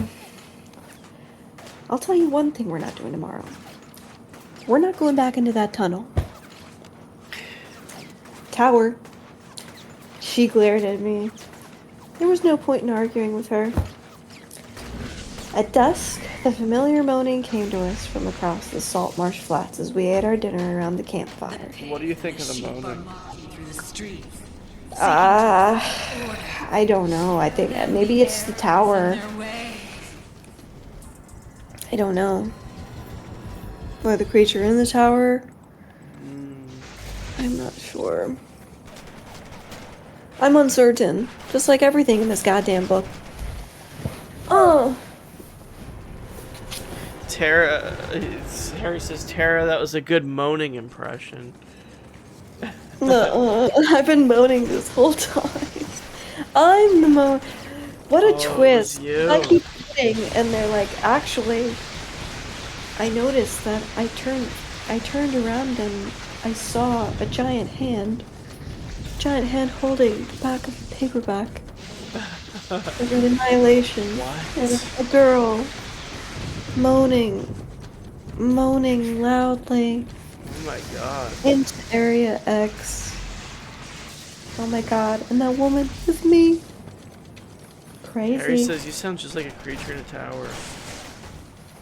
You do kind of sound just like a creature in a tower. What kind of creature? Well, Dragon? I was gonna say, like, have you ever heard of the story of Sure. Rapunzel? Well, that's just a person. Yeah, that's what you sound like. Oh. Actually, morning lineup. would you believe that, like, in some, like, old country lore, somehow that's, like, a creature in a tower? It was, and, like, Disney just beautified it. Disney just made it a cool story. Like a sweet little princess story. Which story? Rapunzel, and I guess Rumpelstiltskin. Aren't they, like, one and the same? They did that with everything, I think.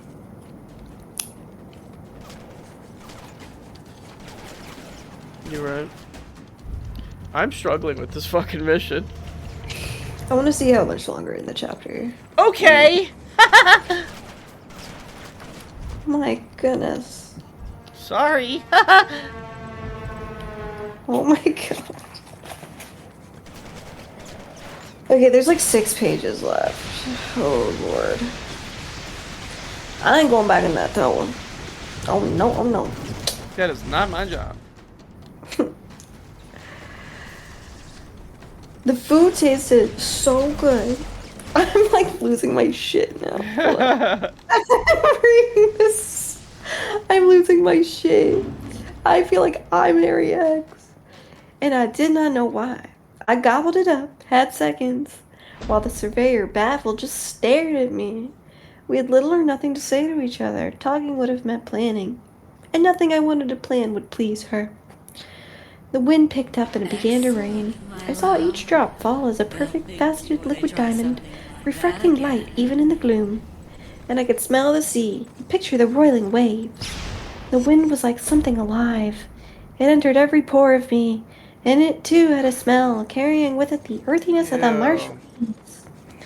I tried to ignore the change in the confined space of the tower, but my senses still seemed too acute, too sharp. I was adapting to it, but at times like these, I remembered that just a day ago, I had been someone else. We took turns standing watch. Loss of sleep seemed less foolhardy than letting the psychologist sneak up on us, unannounced. And she knew the location of every perimeter tripwire, and we had no time to disarm and reset them. I let the surveyor take the first watch as a gesture of good faith. In the middle of the night, the surveyor came in to wake me up for the second shift. But I was already awake because of the thunder. Grumpily, she headed off to bed. I doubt she trusted me. I just think she couldn't keep her eyes open a moment longer than after the stresses of the day. And the rain renewed its intensity. I didn't worry that we'd be blown away. These tents were army regulation and could withstand anything short of a hurricane. But if I was going to be awake anyway, I wanted to experience the storm. So I walked outside, into the welter of the stinging water. The gusting pockets of wind. I already could hear the surveyor snoring in her tent. She probably had slept through much worse. The dull emergency lights glowed from the edges of the camp, making the tent into triangles of shadow. Even the darkness seemed more alive to me, surrounding me like something physical. I can't even say it was a sinister presence. I felt in that moment as if it were all a dream. The training, my former life, the world I had left behind, none of that mattered anymore. Only this place mattered. Only this moment. And not because the psychologist had hypnotized me. In the grip of that powerful emotion, I stared out toward the coast, through the jagged narrow spaces between the trees. There, a greater darkness gathered, the confluence of the night, the clouds, and the sea. Somewhere beyond, another border. Then, through the darkness, I saw it. A flicker of orange light, just a touch of illumination, too far up in the sky. This puzzled me until I realized it must originate with the lighthouse. As I watched, the flicker moved to the left and up slightly before being snuffed out, then reappeared a few minutes later much higher, then was snuffed out for good. I waited for the light return, but it never did. For some reason, the longer the light stayed out, the more restless I became. Ooh, As if she's obsessed with it. any sort of light was a sign of civilization. What? No, she's obsessed with the lighthouse, just like the previous expeditions. Harry also says, bro, I was just watching random Drake and Josh episodes on Pluto the other day. Oh my gosh, Drake and Josh made me so happy.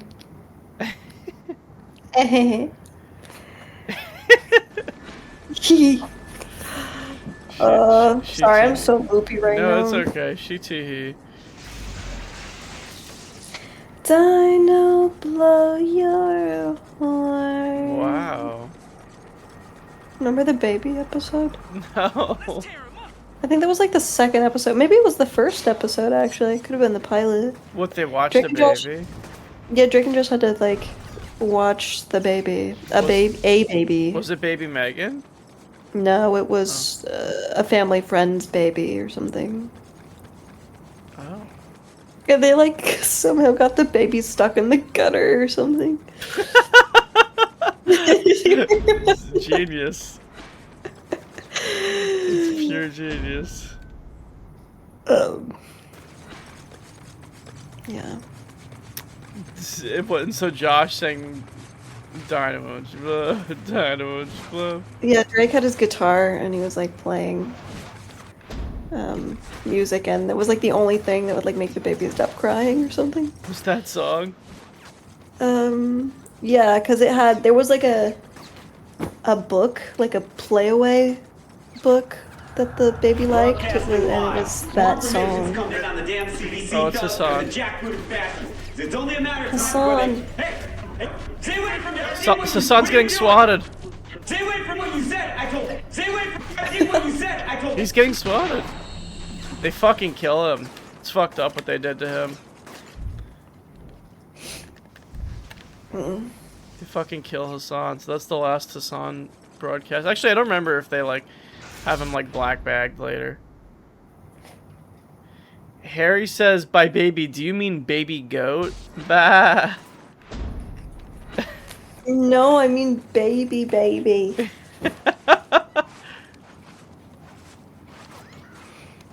She means baby, Harry. Don't ever fucking question her Jake and Josh knowledge. Season 1. They also had a monkey, okay, Harry? Alright? They had multiple animals on the show, Harry. I So- think it might have been the pilot episode.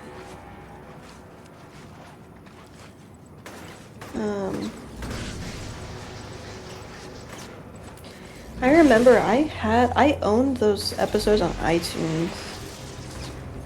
And That's had so them on my- crazy to think about. I had like a handful of Zoe 101 and then Drake and Josh. Isn't that so weird that we just decided to do that? Or just like, yeah, I'll buy some episodes.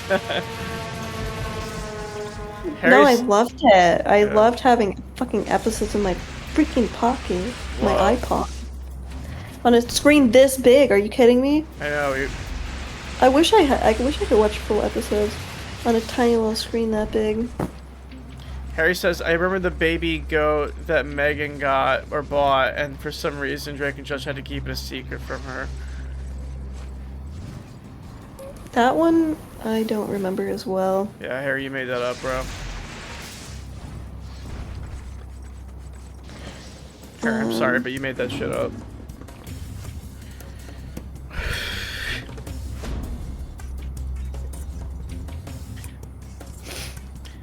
Harry says, Alright, there's should I this keep phone going? called the Unihertz my buddy Jay has. Tara would love it. What? What is it? What is it? Just like a dumb phone?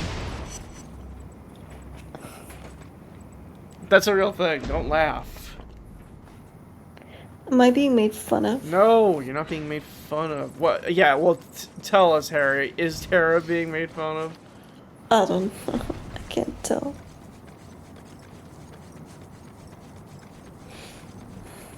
What is the Unihertz? What? I'm looking this shit up. Harry, you're on thin ice, motherfucker. I'm scared to know what the fuck this is. What is this? It's like a... It looks like a BlackBerry. It's an Android-powered phone with physical keyboard, a perfect one-to-one screen. Yeah, I feel like I've seen this. Is it like the newest model? Which one does he have? Like, it looks like an old-fashioned BlackBerry.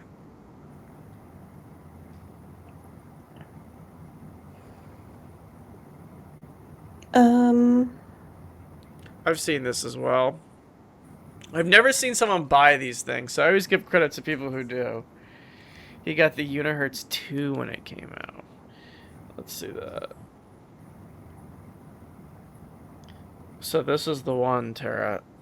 You'd be like... You would watch that on that, and you'd be like, Dynamo, won't you blow? Dynamo, won't you blow? Here's the thing, though. I can watch it on my iPhone as well, but, like, it just doesn't have the same magic. I get what you mean. Harry says he's a Unihertz thuzy, which means enthusiast. Nice. Yeah. Alright, continue the book. Ignore this guy with his unibrow. I'm surprised you're still here, Harry. Yeah, thanks for sticking around. Thank you. I hope you're enjoying this. Please let me know if you're enjoying this. Harry says this will bring back the magic, I guarantee it. Watch Drake and Josh on your Game Boy Advance. There you go, yeah. Game Boy video. There had been a storm that final full day. Alone with my husband after he returned from the 11th expedition. A day that had the clarity of dream, of something strange yet familiar. Familiar routine, but strange calmness, even more than I had become accustomed to before he left. In those last weeks before the expedition, we had argued violently. I had shoved him up against a wall, thrown things at him, anything to break through the armor of resolve that I know now might have been thrust upon him by hypnotic suggestion. If you go, I had told him, you might not come back, and you can't be sure I'll be waiting for you if you do. Which had made him laugh infuriatingly and say, oh, have you been waiting for me all this time? Have I arrived yet? He was set in his course by then, and any obstruction was a source of rough humor for him, and that would have been entirely natural, hypnosis or not. It was entirely in keeping with his personality to become set on something and follow it, regardless of the consequences. To let an impulse become a compulsion, especially if he thought he was contributing to a cause greater than himself. It was one reason he had stayed in the Navy for a second tour. Our relationship had been thready for a while, in part because he was gregarious and I preferred solitude. This had once been a source of strength in our relationship, but no longer. Not only had I found him handsome, but I admired his confident, outgoing nature, his need to be around people. I recognized this as a healthy counterbalance to my personality. He had a good sense of humor, too, and when we first met at a crowded local park, he snuck past my reticence by pretending we were both detectives working a case and we're there to watch a suspect, which led to making up facts about the lives of the busy hive of people buzzing around us and then about each other. And at first I must have seemed mysterious to him, my guardedness, my need to be alone, even after he thought he'd gotten inside my defenses.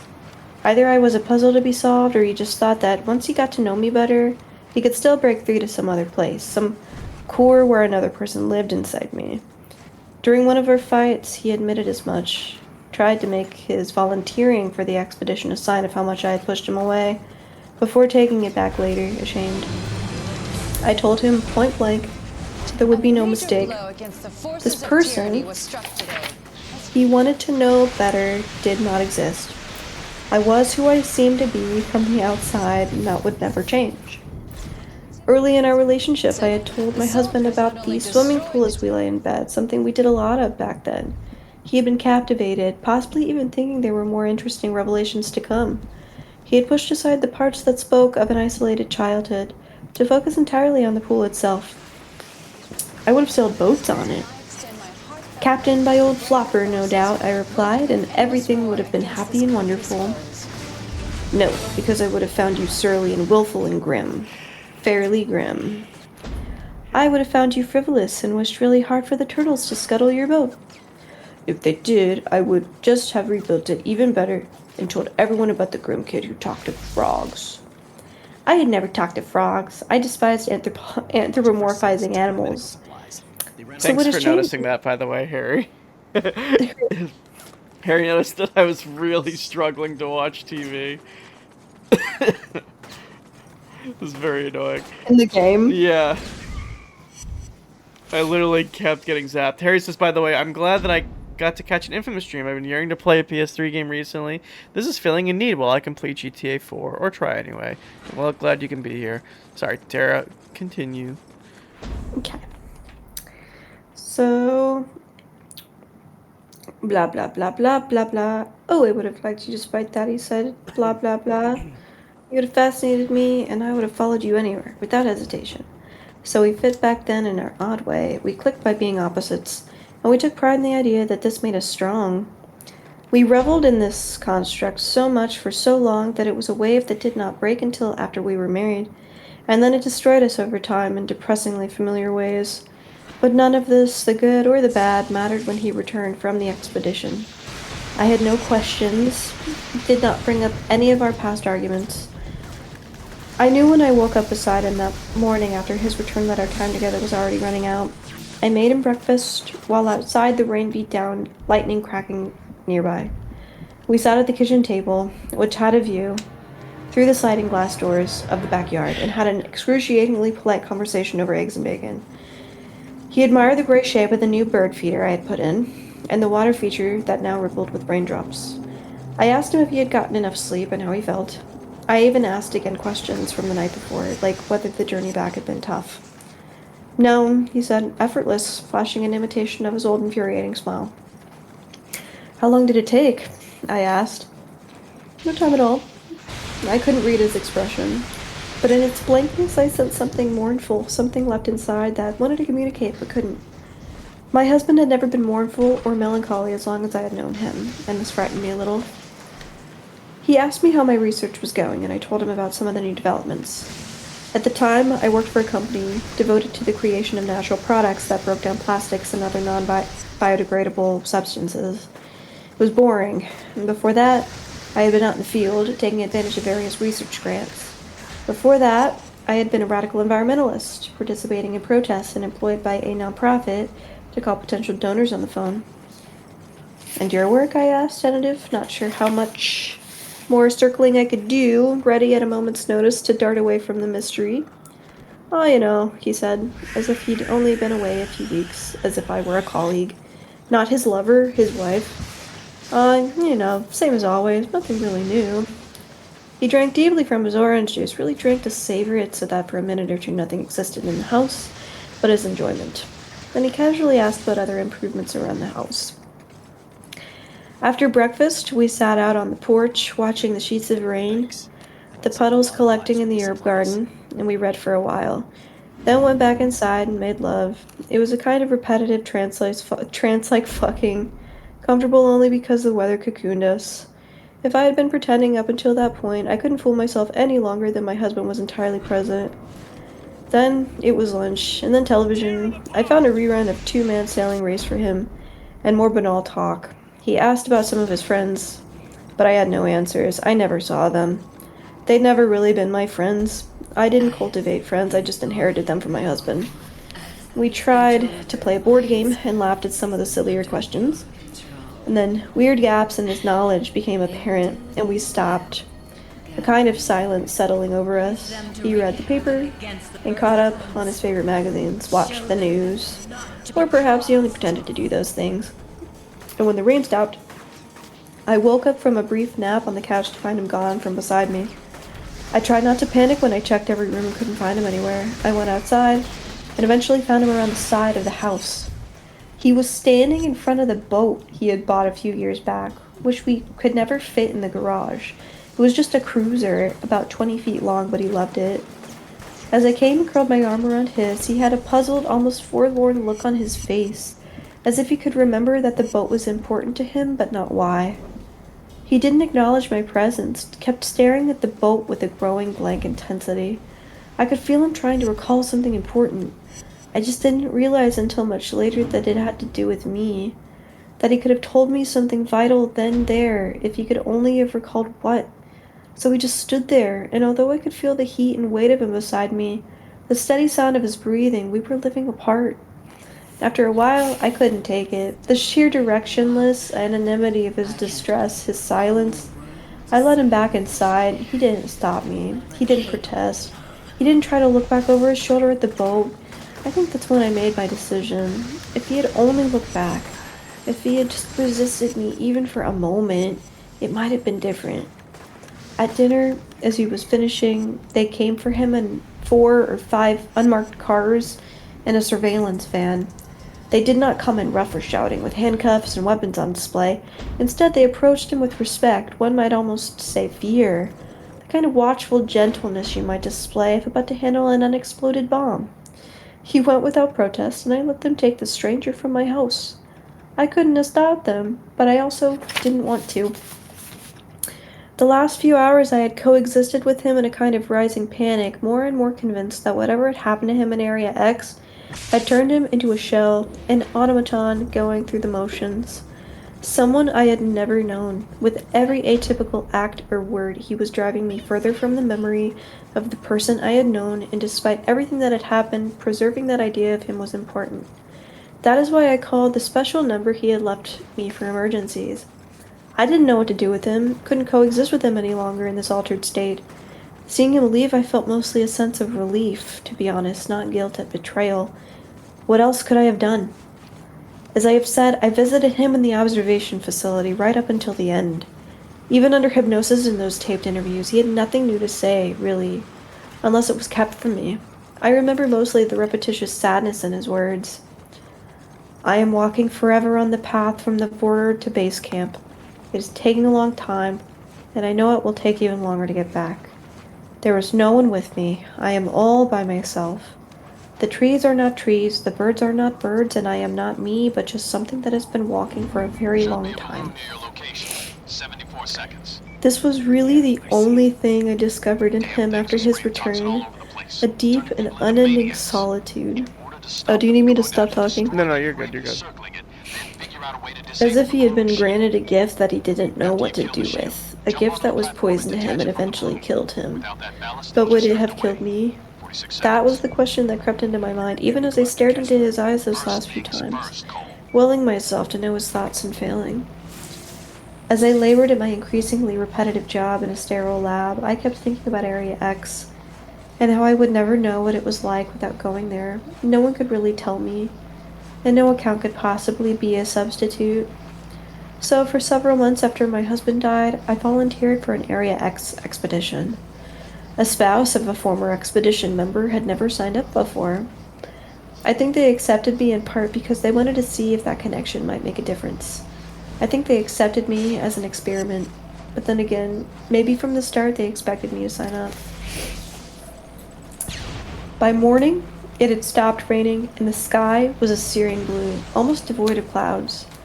Only the pine needles strewn across the top of our tents, and the dirty puddles and fallen tree limbs on the ground told of the storm the night before. The brightness infecting my senses had spread to my chest. I can describe it no other way. Internally there was a brightness in me, a kind of prickling energy and anticipation that was pushed hard against my lack of sleep. Was this part of the change? But even so, it didn't matter. I had no way to combat what might be happening to me. I also had a decision to make, finding myself torn between the lighthouse and the tower.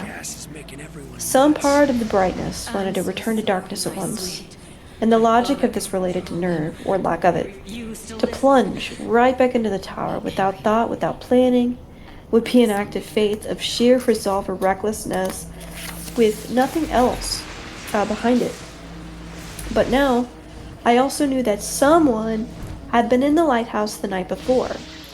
If the psychologist had sought refuge there and I could track her down, then I might gain more insight into the tower before exploring it further.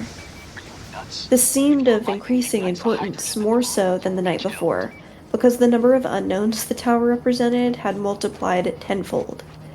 So by the time I talked to the surveyor, I had decided on the lighthouse. The morning had the scent and feel of a fresh start, but it was not to be. If the surveyor had wanted no part of a return to the tower, then she equally had no interest in the lighthouse. You don't want to find out if the psychologist is there? The surveyor gave me a look as if I had said something idiotic. Holed up in a high position with clear lines of sight in every direction? In a place they've told us has weapons cache?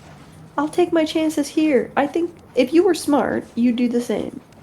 You might find out that you don't like a bullet hole in the head. Besides, she might be somewhere else. Her stubbornness tore at me. I didn't want to split up for purely practical reasons. It was true we had been told prior expeditions had stored weapons at the lighthouse, and because I believed it more likely that the surveyor would try to go home without me there. It's the lighthouse or the tower, I said, trying to sidestep the issue. And it would be better for us if we found a psychologist before we went back down into the tower.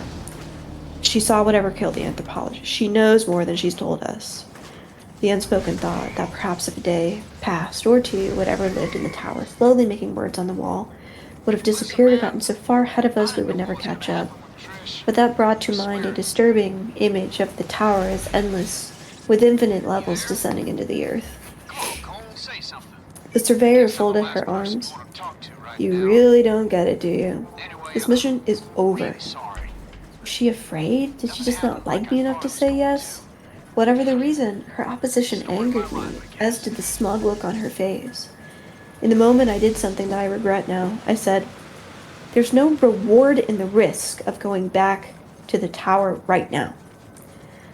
I thought I had been subtle in my intonation of one of the psychologist's hypnotic cues, but a shudder passed over the surveyor's face. A kind of temporary disorientation. Oh, she used hypno words on her, which were reward in the risk.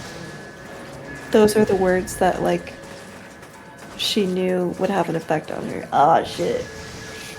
When it cleared, the look that remained told me she understood what I had tried to do. It wasn't even a look of surprise. More than in her mind, I had confirmed an impression of me that had been slowly forming but was not now set. Now, too, I had learned that hypnotic cues only worked for the psychologist. You'd do anything, wouldn't you, to get your way, the surveyor said, but the fact was, she held the rifle. What weapon did I really have? And I told myself it was because I didn't want the anthropologist's death to be meaningless that I had suggested this course of action. When I did not reply, she sighed, then said with weariness in her voice, "You know, I finally figured it out while I was developing those useless photographs. What bothered me the most, it's not the thing in the tunnel or the way you conduct yourself or anything the psychologist did. It's this rifle I'm holding. This damn rifle. I stripped it down to clean it and found it was made of 30-year-old parts, cobbled together. Nothing we brought with us is from the present. Not our clothes, not our shoes. It's all old junk. Restored crap. We've been living in the past this whole time. In some sort of reenactment. And why?" She made a derisive sound. "You don't even know why." It was as much as she'd ever said to me at one time. I wanted to say that this information registered as little more than the mildest of surprises in the hierarchy of what we had thus far discovered.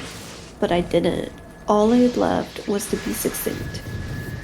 "Will you remain here until I return?" I asked. This was now the essential question, and I didn't like the speed of her reply or its tone. "Whatever you want." "Don't say anything you can't back up," I said. I had long ago stopped believing promises. Biological imperatives, yes. Environmental factors, yes. Promises, no. "Fuck off," she said. So that's how we left it. Her leaning back in that rickety chair, holding her assault rifle, as I went off to discover the source of the light I had seen the night before. I had with me a knapsack full of food and water, along with 2 of the guns, equipment to take samples, and 1 of the microscopes. Somehow, I felt safer taking a microscope with me. Some part of me too, no matter how I had tried to convince the surveyor to come with me, welcomed the chance to explore alone. To not be dependent on or worried about anyone else. I looked back a couple of times before the trail twisted away. And the surveyor was still sitting there, staring at me like a distorted reflection of who I'd been just days before. Okay, it's about the end of the chapter. Wow. Things are starting to unravel. Yeah. Spare me, Moya. Imagine if it fell into the hands of a terrorist organization. What they'd do with it. The ray sphere isn't a weapon of mass destruction. It's a weapon of ultimate destruction. You've got to find it. Crazy. To me. I can lock it up. Make sure no one gets their hands on it. Deal's off, Moya. Find another lapdog.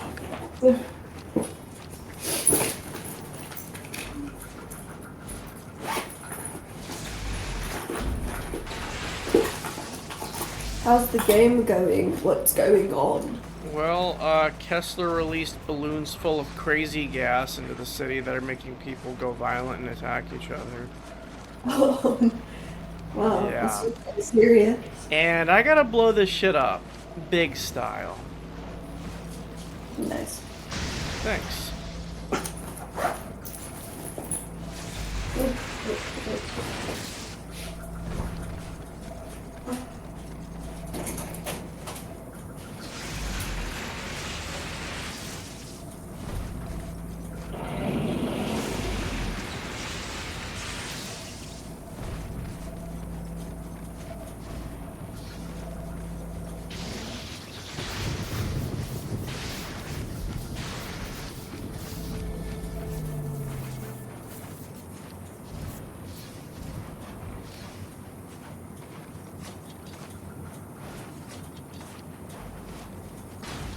Nice work. Only one left.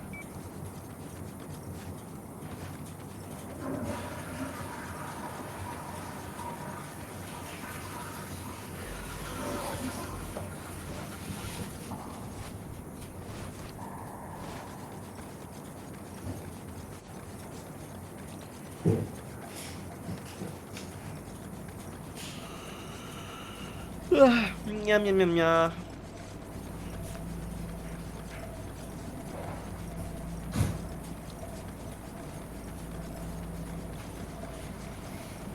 Okay. Tummy status? You know, I don't know. I don't know.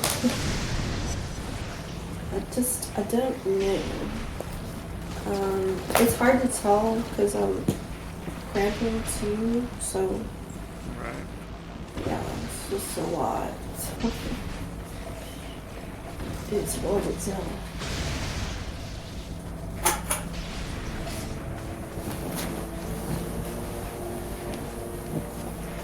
But little bit of cramping in the tum, little cramping down below, and I don't know.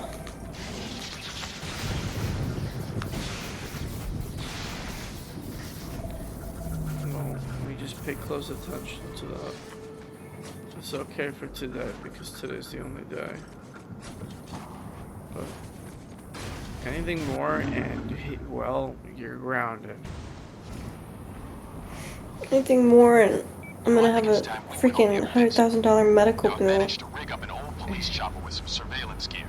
That should help us pinpoint the ray sphere's Well, location. Taco Bell's gonna have to 43 fucking pay seconds. for it, or You whatever sure that that's gonna work? I lettuce spent company. months following Kessler around, copying his notes. The rig I've got on this chopper and He did the not riot have shotgun. Taco Bell. Yeah, we'll find it. Whatever the Meet me by the old lettuce Ashford building in the historic district. factory. 16 seconds. I My way. ate at this place called the Cottage. Yeah, Cottage of Death. Oh God, please. Please, anything but that.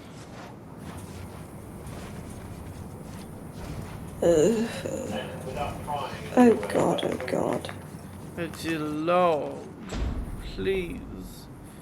None of that nonsense.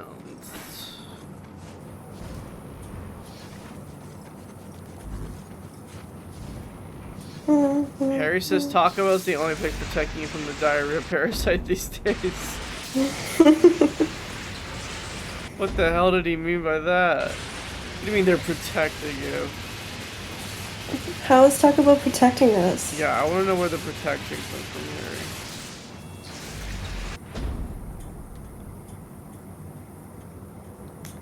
People are really getting into Greek mythology right now. Because of the Odyssey?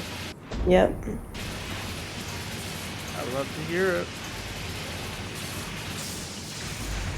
Harry says they're the only place not putting uncooked vegetables on their food. That is quite a concept, my friend. Isn't it literally from them that the original Cyclosplora outbreak started, because they were using that lettuce? Where is this lettuce coming from, can I ask? Mexico. It's coming from Mexico? Mm-hmm. All of it? I believe so. Well, that was what their major finding was. Okay.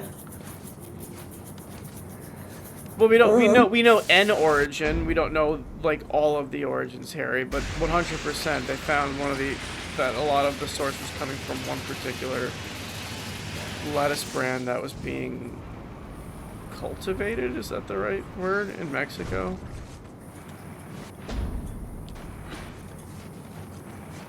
What happens if you cook the lettuce? Would it kill the Cyclospora? I think people are boiling it. I'm honestly not sure. I would say probably yes. That kills most bacteria. But I don't know off the top of my head. Right. But I just heard like being extra careful in washing it. Oh, what's this? That man got the Big Daddy mask. Looks like you hit something around here.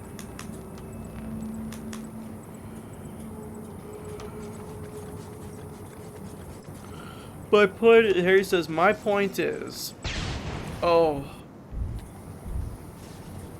Bell stopped putting veggies on their food, and everywhere else for some reason is adding food items with extra veggies. You're saying that other companies are trying to get you Cyclospora, while Taco Bell, having started the outbreak, is trying to protect you from it now? This is very interesting what you're saying. Wait, say that again, I'm sorry. I'm only joking around, but Harry's saying that other fast food companies are adding vegetables while Taco Bell is removing vegetables.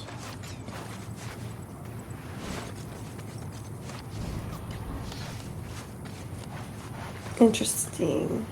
Very interesting. Interesting. Feel that is very on brand for Taco Bell. They're removing all the healthy items. Those damn The vegetables. called found me. When the Cyclospora outbreak goes away, Shot 2 of them, but the others lost me. they'll keep the veggies off the menu. Huh. Near the docks. Gonna deploy them and see if I can figure out where they took the ray sphere. Harry says they're having, I'm assuming it means other fast food companies, are having a hard time selling items with lettuce, so they're adding more items with veggies so the unknowing few buy these new items. Yeah, but have there been any proven cases of Cyclospora that have come from other fast food companies? Because not from what I've heard.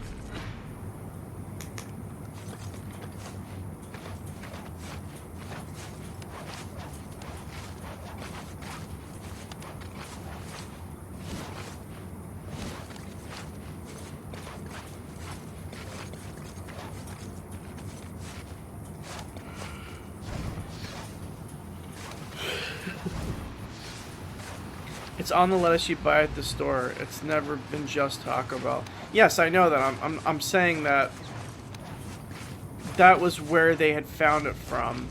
They found the connecting link between all of that. But yes, because Taco Bell was the main supplier of this thing, a lot of the incidents were coming from Taco Bell originally.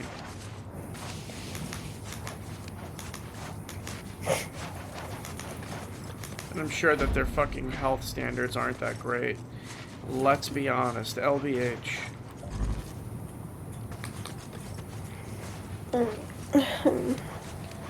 Tara, what's your Cyclospora aim status?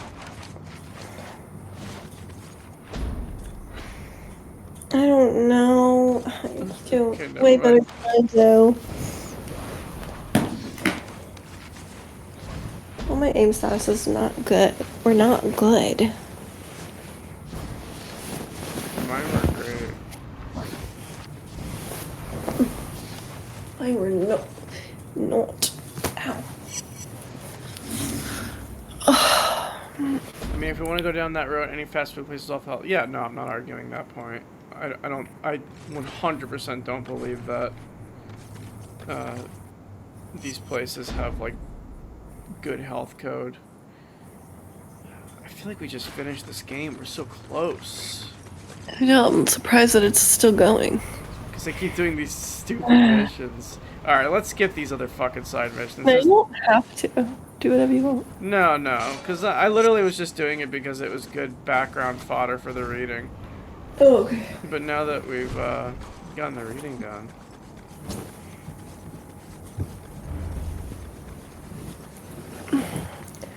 My lord.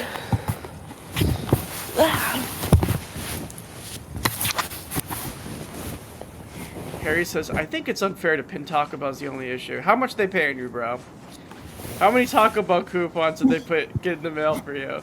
I think it's unfair to pin Taco Bell's the only issue when after a month we still have no clue the actual origin. We do know, we know where it's, okay. We literally do know where it's coming from. We know an origin. I don't know if there's such a thing as the origin with the bacteria.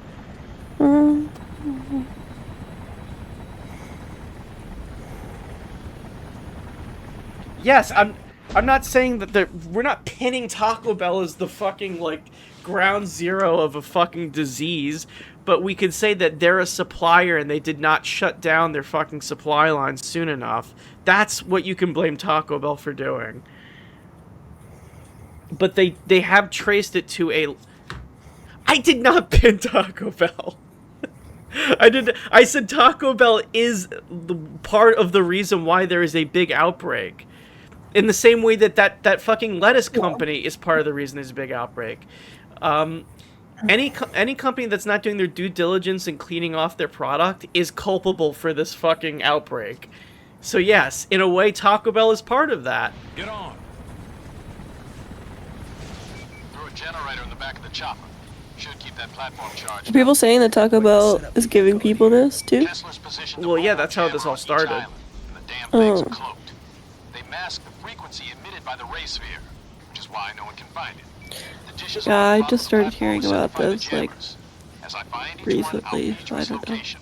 Then you can go down and destroy it. I bet I kind of ignored it because I thought it was like Don't get off the platform. like pop news, you know? Right. No, I You know how agree. they- I did too. You do that shit, and they like want you to. Cameras and we're back to square one. Understood.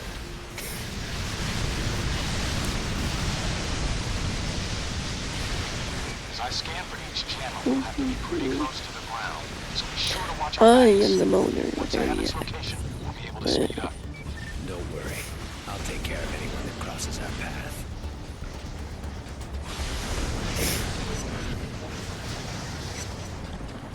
I remember liking these missions when I did these originally. You liked them? You know, I always like these missions where you're on like an electrified platform.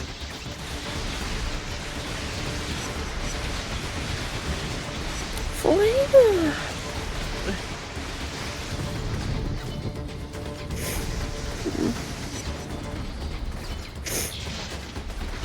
You're gonna fucking die.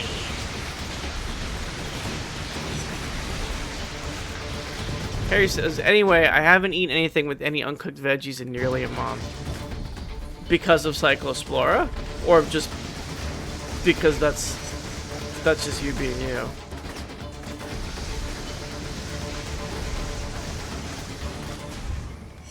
Oh god. Yeah, I'm definitely not going to now. After what I experienced today. It sucks having to be cautious like this because it's like it's such a disruptor. It's just because of the parasite. Yeah, I want to eat raw lettuce and tomato so bad.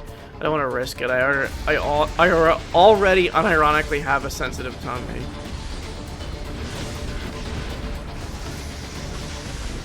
Yeah. Tara's got a sensitive everything. Yeah, pretty much. Unfortunately. You know what? I'm starting to change my mind about this mission. Oh my god. Alright, I found the first jammer. Head down and destroy it. Where is it? Oh god.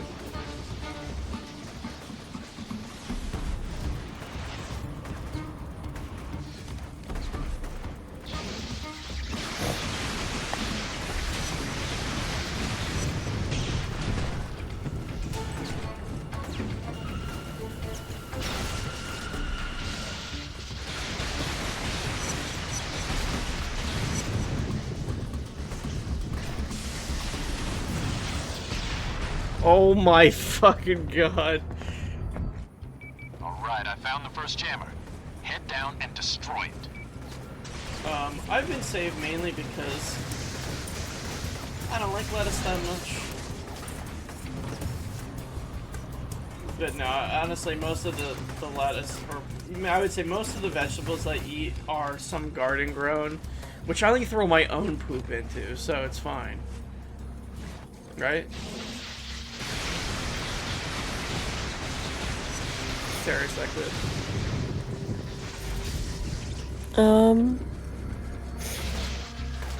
I don't know if I just don't know. I'm only allowed to like fertilize with my own poopies, right?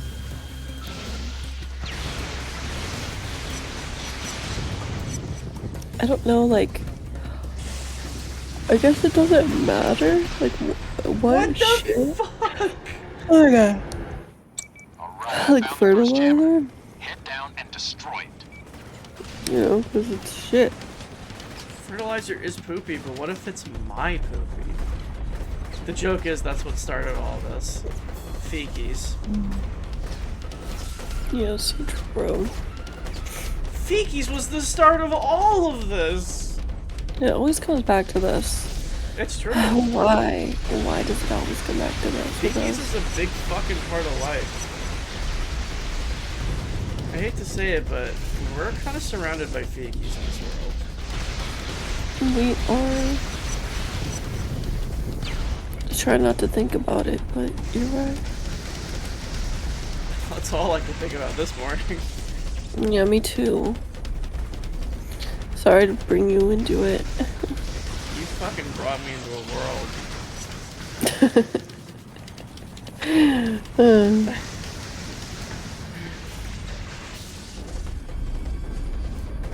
Somehow got a trophy there, I don't know what it was. Where? Where's the fucking... I'll kill you.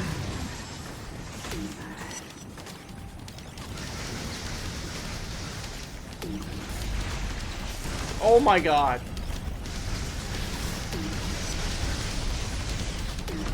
Oh my god. No, don't kill. Alright, I found the first jammer. Head down and destroy it. This game is so fucking obnoxious. It like bombards you so bad you literally don't have time to like recover. Harry says, months ago I went to urgent care for an unrelated stomach issues and they got me a massive prescription level liquid Tums called Mintox. Whoa. Isn't Tums just calcium? Or like what's the deal with that?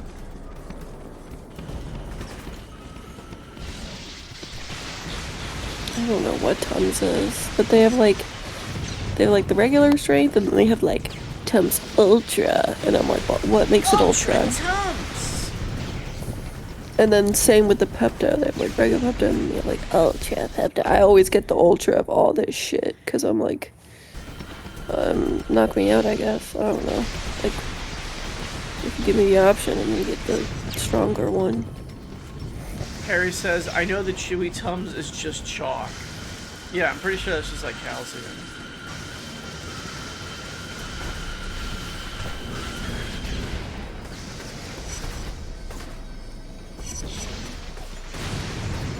Damn it.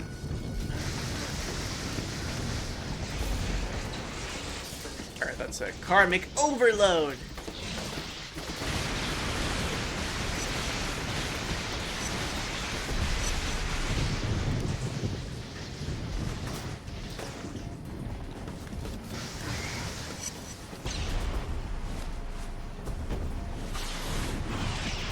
Oh, you are such a fucking bastard.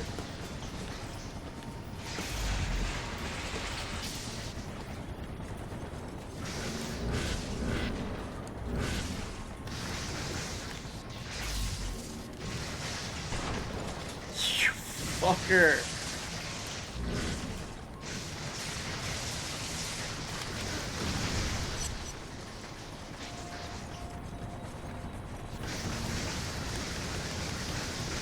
What am I supposed to do about this thing?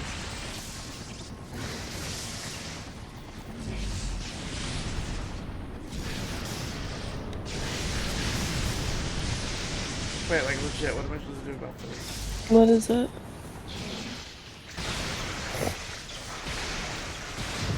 I took care of the jammer. Good. Get back up here so we can look for the next one. You did it. I guess I just needed to hit it with the bajillion bolts. Yeah, but Harry says, I took one dose, and I don't have a single bodily function for an entire day. Mintox is chalky too, you just have to shake it before you use. If you need to regulate yourself deliciously, have some matcha. Wait a second. What happens after you take this medication? So it's meant for like nausea, but it also like stops other things from working. Like, tell me more. Yeah, tell us more. I like the details. She likes the details, and she likes giving the details. To me, at least. Oh, only I was in a fucking state this morning. I needed to get it out. I need to get everything out. Yeah, you did need to get it out. That's what I'm saying. You understand me? I'm saying Probably don't know everything. this, but I was chasing you the day of the blast. Tried to stop you from opening the package. If I had been a minute faster, we wouldn't even be here. So what happened? Lost me when you ran a red light. Amazing, isn't it? One red light, look what happens.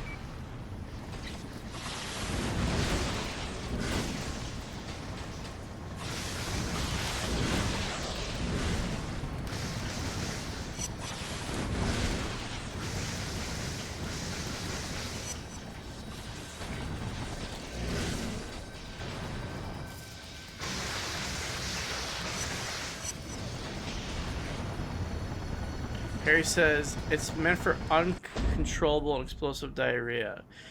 Harry says, food just goes through my body these days, so getting diarrhea proper is a serious problem for me. That's super annoying. So, what's your plan for getting out of the city? Hell if I know. Well, you better come up with something. If you think they're gonna let someone as powerful as you just run around, you better think again. I appreciate the concern, but I'm not really worried about it. You should be worried. Very worried. You think they're not gonna try and recreate the ray sphere? I gave them copies of every schematic I could get my hands on. But even if that fails, they still have you. Your own personal WMD. My guess is that they'll capture you and lock you up. Only let you out when they need somebody wiped off the map. Well, at least I'm good for something. Yeah, I'll get like randomly, just randomly. Sometimes my body just doesn't process things very well. Maybe if, Go find the jammer. I don't know why, like, I'll have a salad from a restaurant, and it'll go right through me, and then I'll have a salad that I made at home. Same salad, but I'll be completely fine. And I don't know what the difference is. I don't know why sometimes my body's like, yes. Why sometimes my body's like, absolutely not. Nope.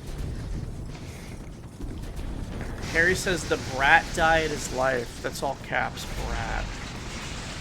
I'm unfamiliar. I've heard of this, but I know it's like an acronym. Broccoli, ravioli, aioli, and turds. No. What?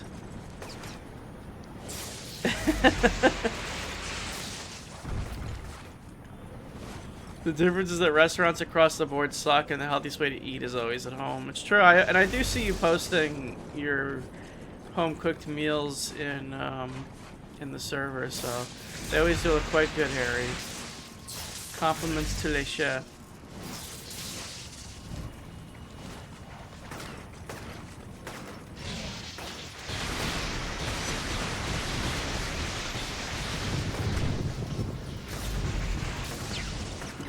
Oh God! Ah!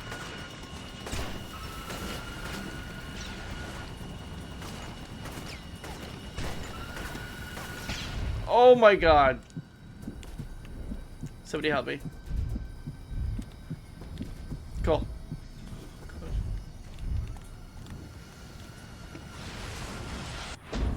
Here's the thing. So I made an embarrassing one today. Oh, I didn't see it. Did you? You posted it?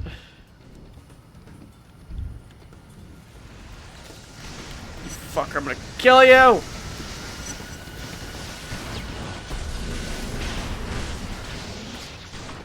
Oh my...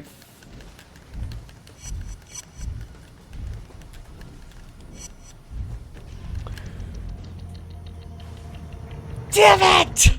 Go find the Jim. Is this the same mission? Like, you try. It's not the same one over and over again.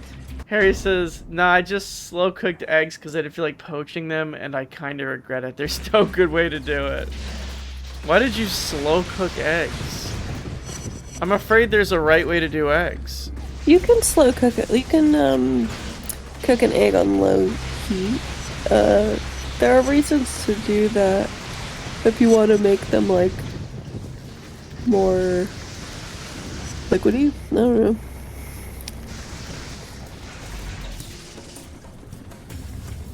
I actually don't know the reason, but I know there is one.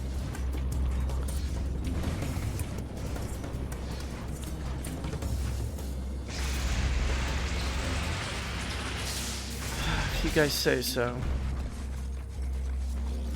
Trevor, when was the last time you had eggs? Oh! Oh! Oh! Hey! Hey! Oh!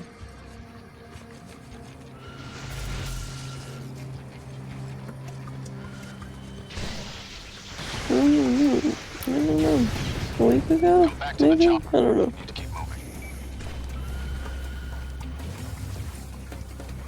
A week and a half ago. Harry says, by slow cook, I mean in a crock pot with a gallon of other food also being slow cooked. Those eggs in there for 4 hours were barely safe to eat. Okay, now I see why you were embarrassed. What do you mean, the egg being in the slow cooker for 4 hours?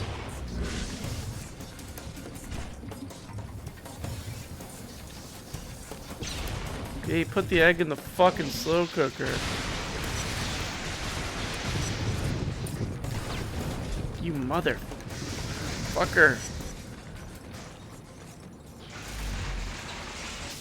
Harry said, I just figured out recently that rice takes 6 hours on high in the slow cooker.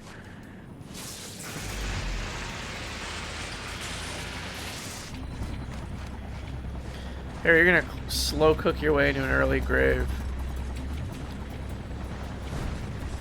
Me? No, Harry. Only one location left. You don't use your slow cooker very much. Nope. Tara's a cook now or never kind of person. What do you mean by that? Because you don't got time for a slow cook.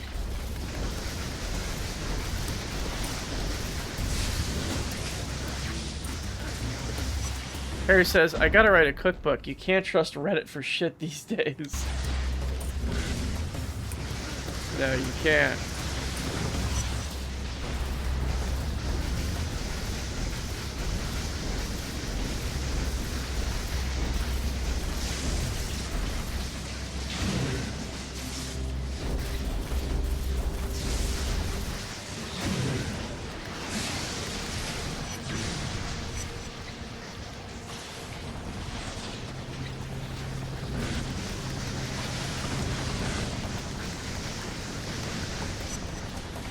Harry says, there's a bunch of know-it-alls regurgitating 5-year-old advice they said from the Gemini search result. Well, that wouldn't be 5 years old, would it? The Gemini search result comes from Reddit. Did you see, by the way, Harry, I don't know if you saw it, but there was, like, a great comment or a great post on Reddit or something the other day that was, like, I don't know, 6 or 7 years pre-AI. And, like, the post was, like, exactly how an AI writes a response. It's like, you're absolutely right. Blah, blah, blah, blah, blah, blah, blah, blah, blah. Like, with, like, all the euphemisms and shit and everything. That, it cracked me up so bad. It's like, yep, AI 100% got its fucking training data from Reddit. There's, like, no denying it, even slightly. And that guy, like, commented back, he's like, what, just because I said this one thing means that I'm AI? As far as I'm concerned, you killed Trish. If you hadn't taken off with Kessler, she'd still be alive and we'd be out of this damn city. What do you want me to say? That I'm sorry? I don't want you to say anything. I want you to disappear. Because if I find you, things are gonna get ugly.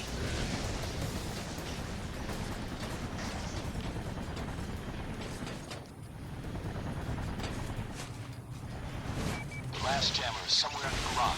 I can't pinpoint its location. You'll have to head down there and find it.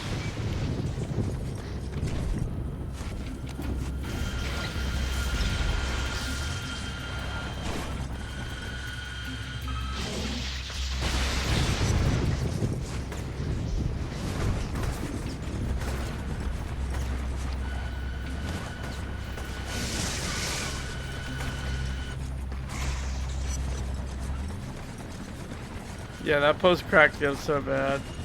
You're absolutely right.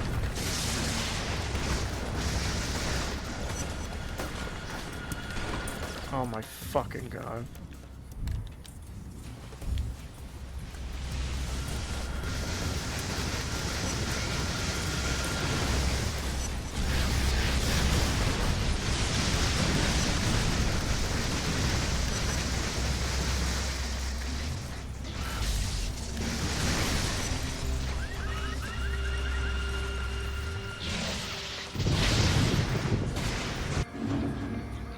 How did I get more heroic from this mission? Found the jammer. It's out of the picture. I need to get some things ready before we go after the ray sphere. So try and get some sleep. When we make our move, Kessler's going to... Right, it is kind of like Ouroboros of information. I'll be ready.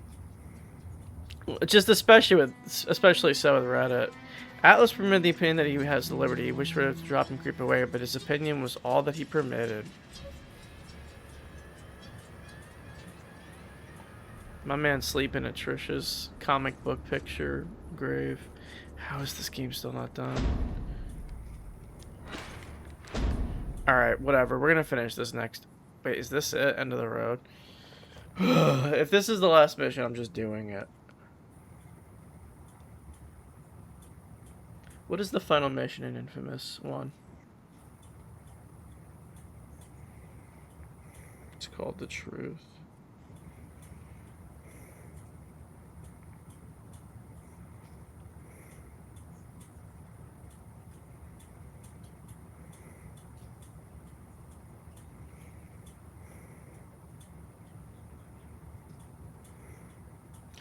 Alright, so End of the Road is the second to last mission.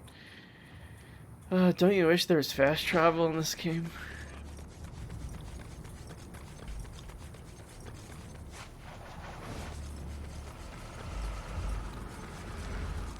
You're absolutely right. there should be fast travel in this game. This came from a time where that wasn't as big for people. It was more about traveling on your own. It's kind of like the saying, the early worm gets the rose. I nailed that one.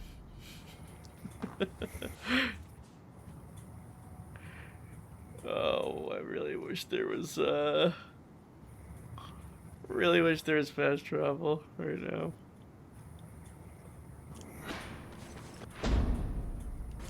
Alright, you know, I'll take the train.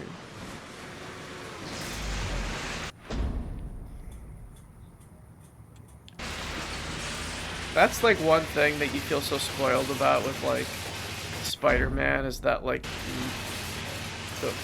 the travel in that game is so good. Like, why even bother using fast travel? Like, I kind of get it, but I also don't.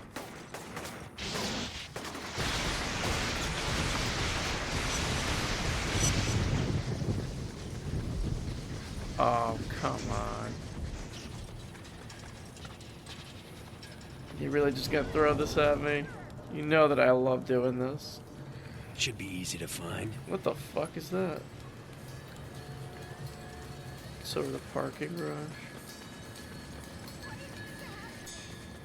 Oh, it's like right over here.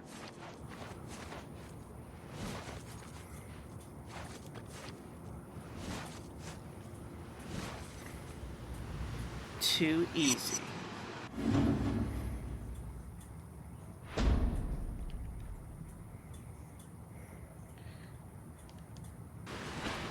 Yeah, there's no missions left, so I'm going to assume all of this is like hidden package type shit. And you know what? I'm good. I don't need to be doing that shit. 2000 what?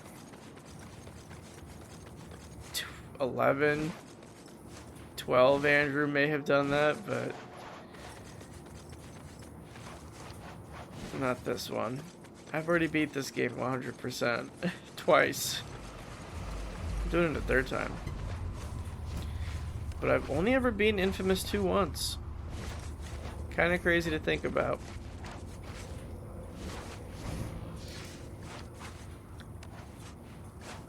I don't know why I was like so not big into Infamous 2.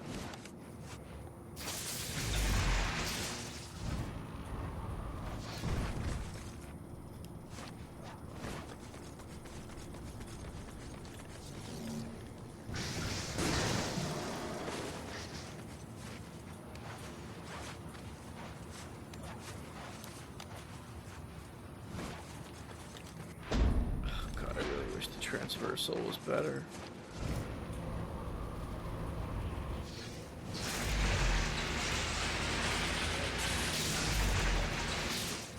I wonder if they took a little bit of inspiration from Jet Set Radio. Or Future, I guess, at the time. Because the grinding just feels so good.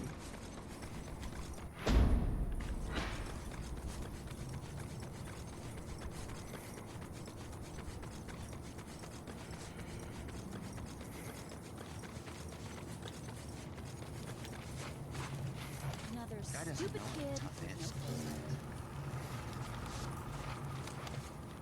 Get control of yourself.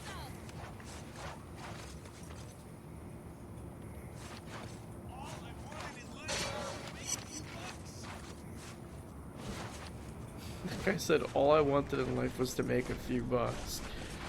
How about make many bucks?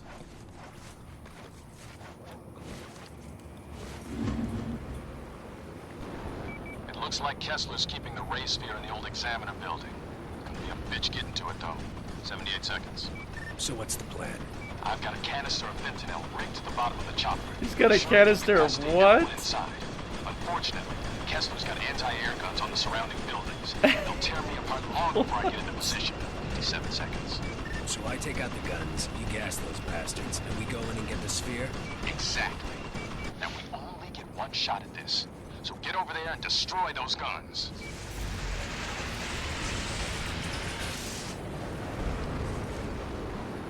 See those jets, Cole? They're hitting targets all across the city, preparing the way for a ground invasion. I warned you that if I lost control, they'd escalate things. You shouldn't have reneged on our deal. You're not pinning this on me, Moya. I already have.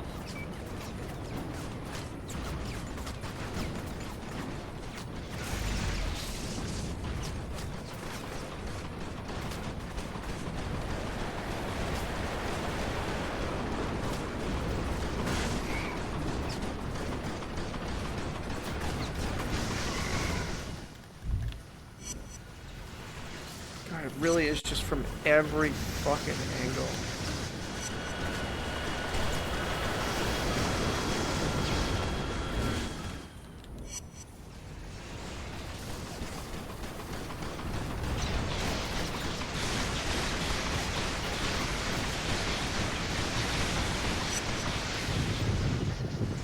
I don't have enough fentanyl to make another bomb, so this is our only chance. Doesn't have enough Take out those fentanyl. guns before they blow me out of the sky. Where am I getting all the fen from?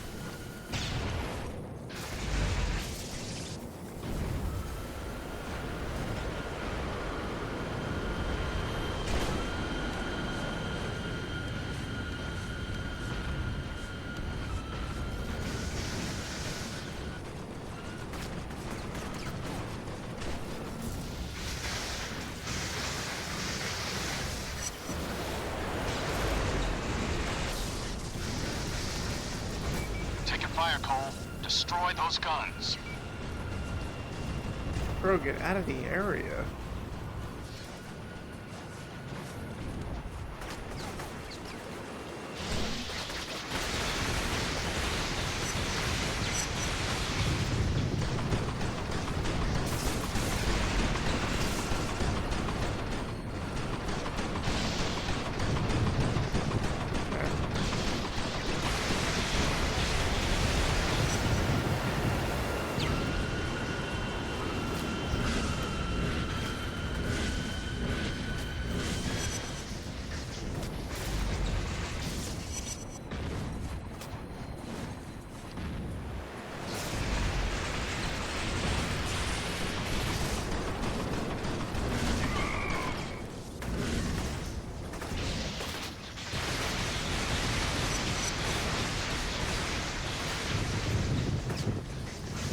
That's the last of them. Now get away from the building. I want you breathing in this crap.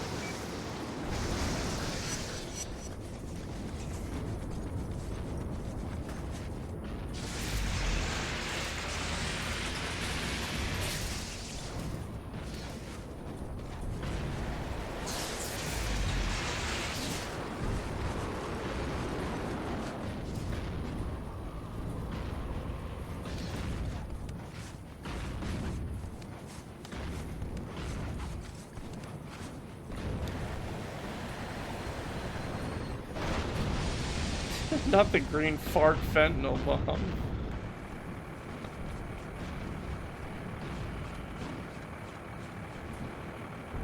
Damn it. Oh, Weren't man. fast enough. They loaded the race sphere onto a truck. Now I'm gonna keep them in my sights. You follow as quickly as you can.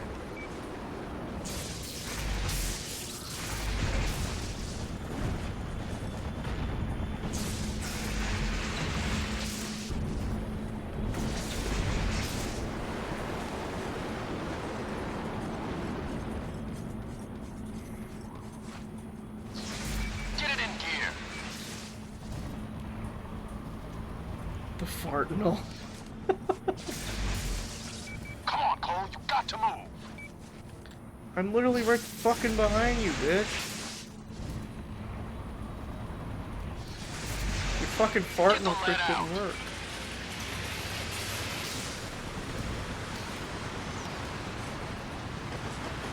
What the hell's happening?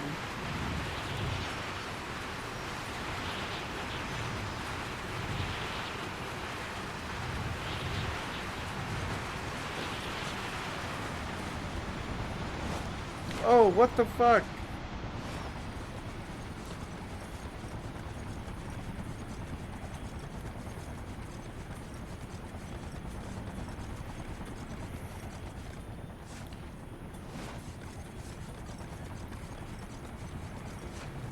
They're getting away. Move it.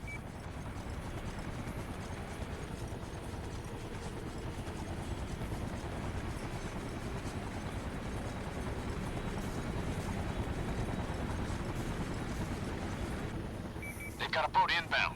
Probably trying to take advantage of the fact that water will kill you. I've got fuel leaking all over the place, so you've got to catch up to us or we're going to lose the sphere again.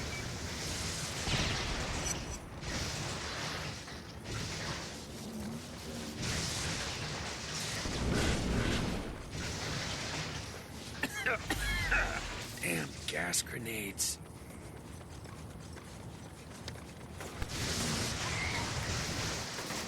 Out of my way.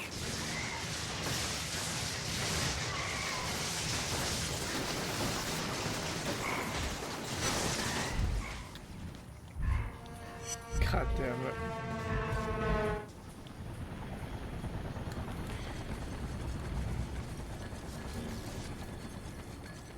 My man had a fent bomb. I can't get over that.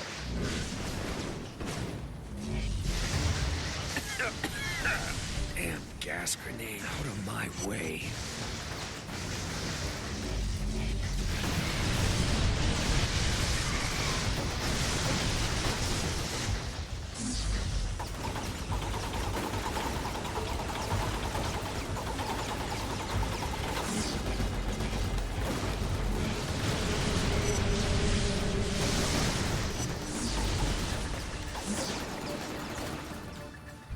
No.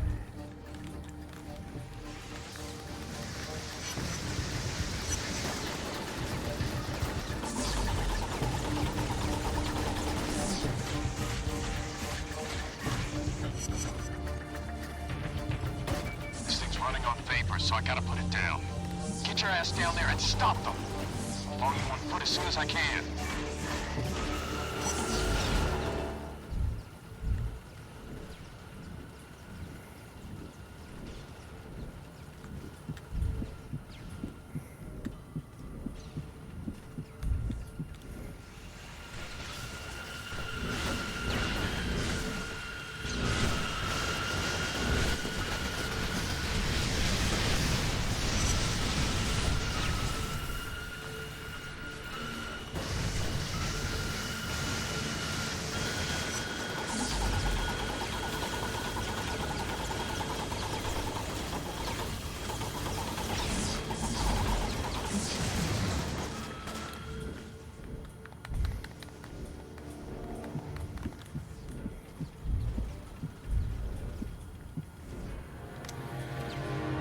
Oh, please don't put me back at the start.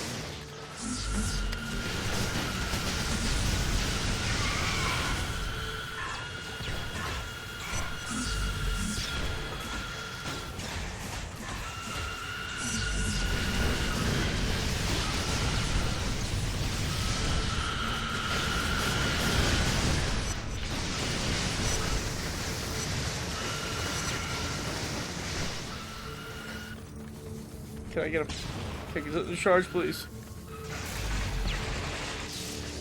Oh, what am I doing?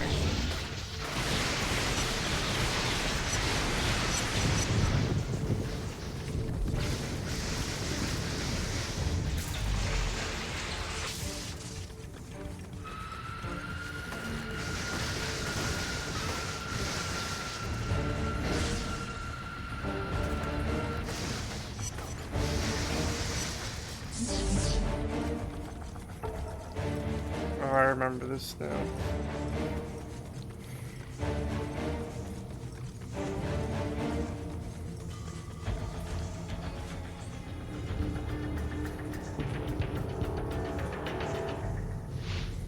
You know, I had that thing in my hands once. Kessler asked me to hold it while he adjusted some cables during a test. I could feel it pulsing, like something was inside it trying to get out. It's not right. And everyone wants it. That big lightning strike of yours should destroy its protective container. Then we can blow the sphere sky high. How many lives has that thing destroyed? Corrupted. I can't risk it falling into the wrong hands. It gave me powers once before. If I use it again, it could make me twice as strong. And then no one would dare challenge me.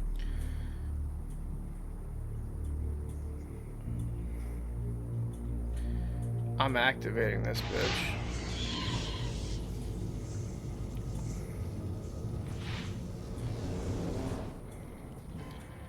I pick up the ray sphere and instantly feel it leeching off me, humming and crackling, growing in power. As I activate it, I think of Trish, how she died, and I swear to myself that I will never let something like that happen again. Then John rips it away, telling me I'm crazy, screaming, but it's too late. The ray sphere breaks open, creating a vortex.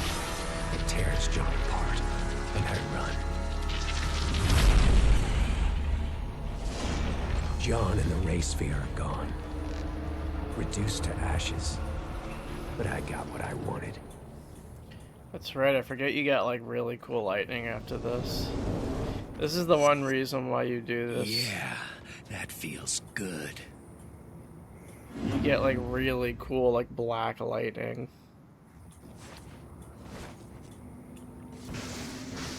You were right trying to use it again. That's the kind of thinking that will help you face what's coming. Maybe you're not a lost cause. For the longest time, I wanted nothing more than to get out of this city, leave it to rot.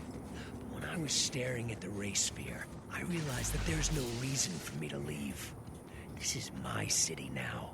I control every inch of it, and no one is going to stand in my way. Yes, I suppose it is that time.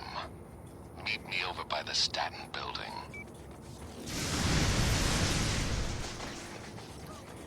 Yeah, it's a shame Terry's gonna miss this, but it's okay. It's fine. So evil. Just exploding people.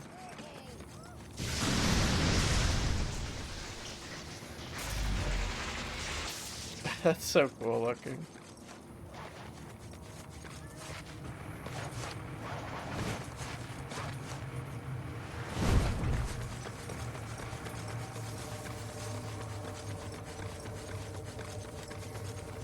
And here we are, back where it all started.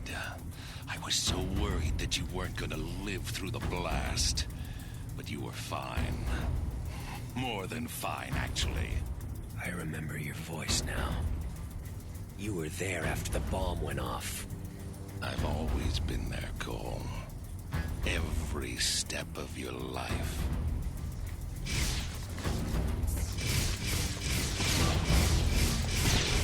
What the fuck? What the fuck? Finish this game so I can go to bed, okay.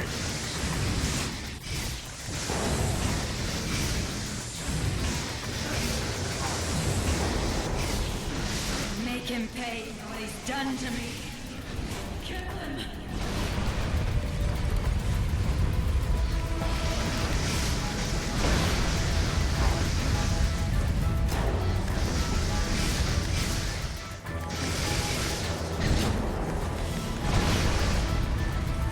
Your mother is ashamed. She lies, tells people you're a teacher. No one respects a bike messenger.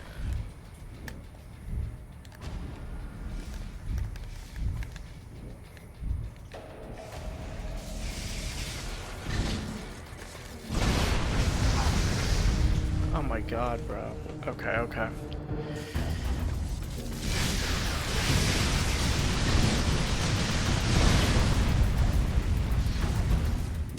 What the fuck?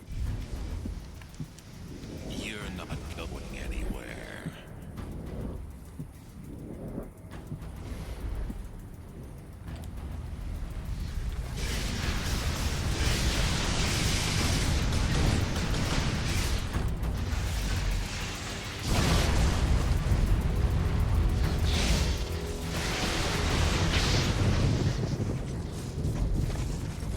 What even happened?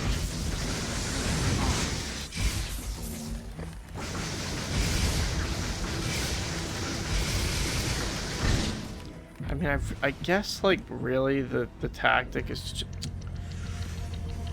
I guess the tactic is to really just keep blasting him with the regular bolts, because, like, it doesn't seem like anything else does any damage to him.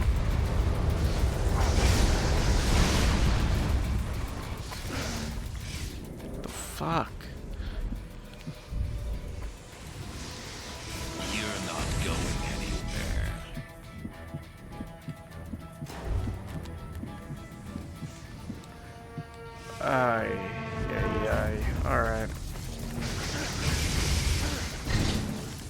When he's glowing green, he doesn't take damage.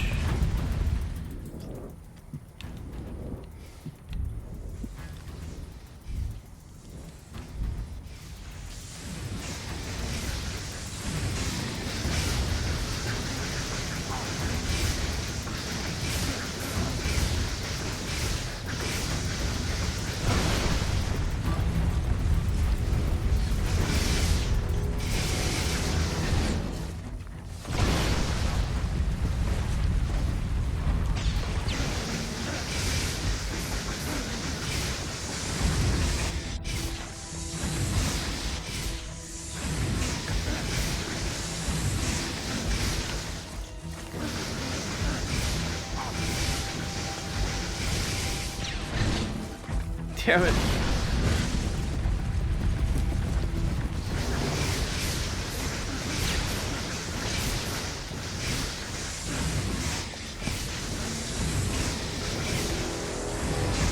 Never mind, I might just be an idiot.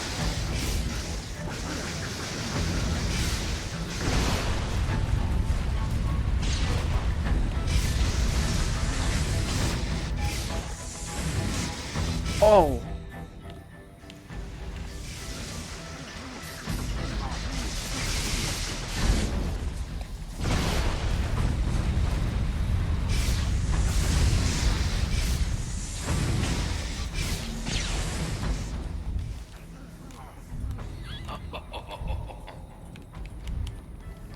You're not worming your way out this time, Kessler. You're weak, a failure. All of this has been for nothing. Whoa.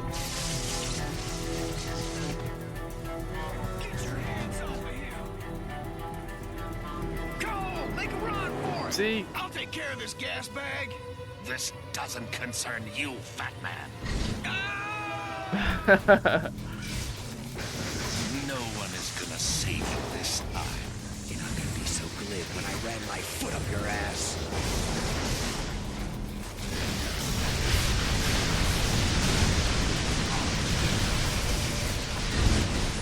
Damn, that is really fucking hard to dodge.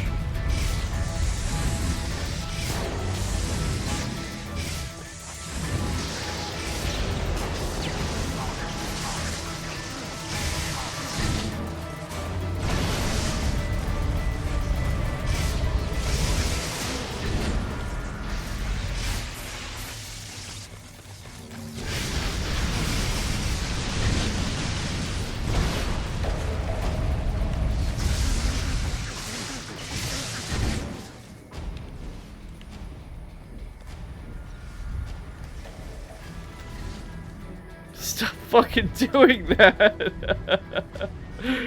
Fucking bastard. Where'd he go?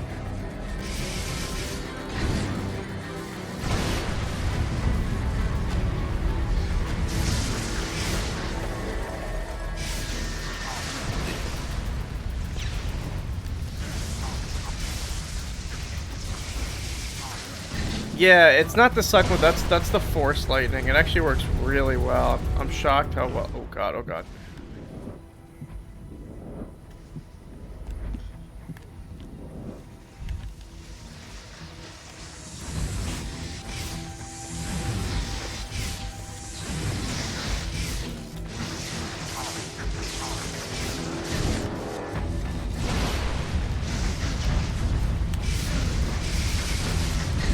God damn, that is fucking impossible to dodge.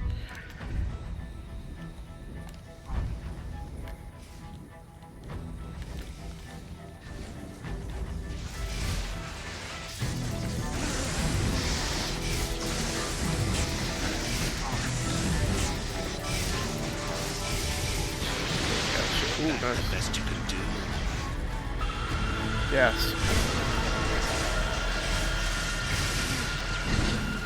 Your old man carried a picture of Trish in his wallet, telling people she was the daughter he never had. Did you know that? He couldn't wait for you to marry her. Rotten son of a bitch.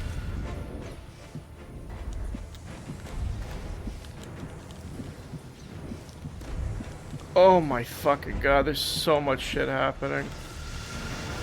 Die!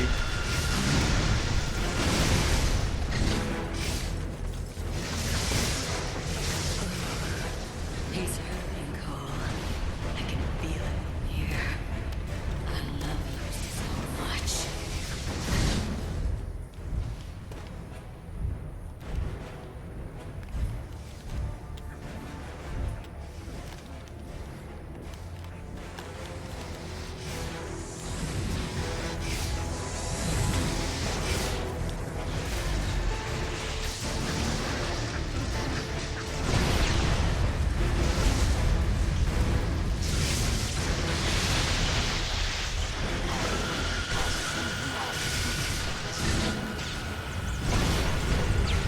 Oh, that shit's so annoying.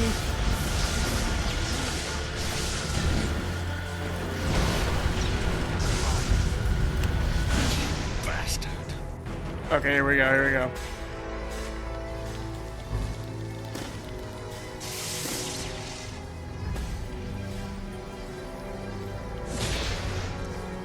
Die!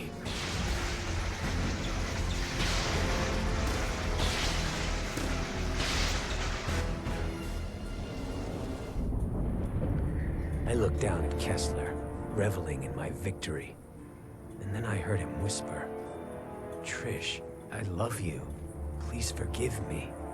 Then he was on me, fingers digging into my face. As Kessler's secrets played out in my head, I finally began to understand. I saw his nemesis, a beast intent on extinguishing all life. In those early days, Kessler could have used his powers to stop it, but instead he fled with his family, leaving others to fend for themselves. Hunted for years, Kessler and his family watched as the rest of the world went to hell. And then it was too late. Too late to fight. Too late to save anyone. In that moment of failure and grief, he used his newest and most dangerous power. He went on a one-way trip back in time, attempting to rewrite history. Kessler seized control of the First Sons and accelerated the Ray Sphere's development. Decades spent plotting the blast, organizing the quarantine, finding me. Yet the thing that drove him forward, Kessler's sole link to the past, was a picture from his wedding day, when he married Trish, with Zeke as his best man. My brain lurched, unable to accept that Kessler and I were the same person. That he'd come back in time to mold me into the savior he failed to be, going so far as to kill the woman he loved, I loved, so that I wouldn't be tied down by emotions. No, Kessler wanted me strong, ruthless, so that when I faced the beast, I'd be capable of making impossible decisions, all for the common good. And then Kessler fell back, dead. His final message, my final message, burned into my brain. I take one last look down at myself, my future self, and turn away, the rage curdling inside. I hate everything about Kessler, but when the time comes, I will be ready.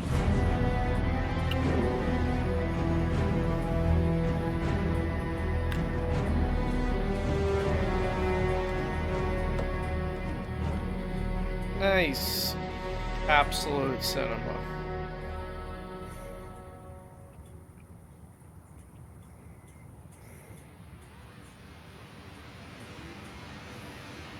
And that was Infamous.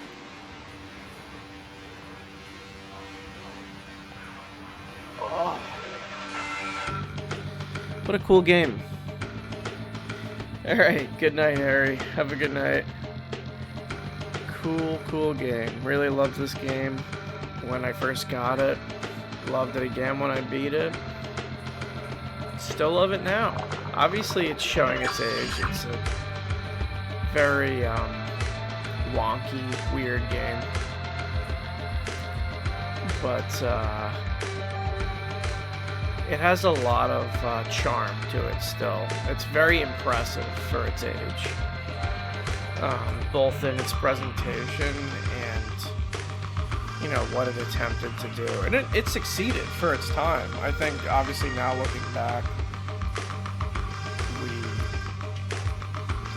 we see that technology has gotten better, more better game feel.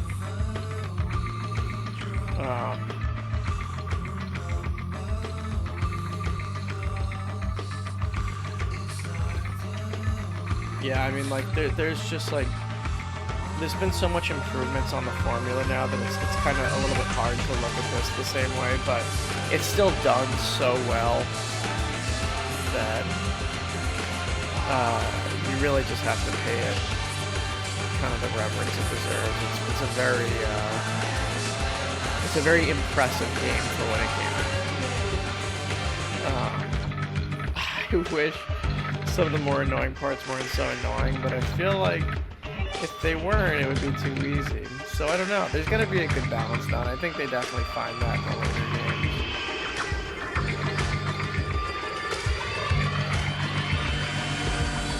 Oh, man.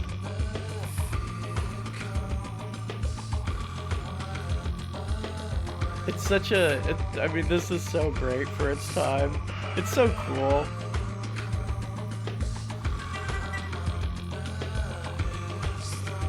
Yeah, this is neat.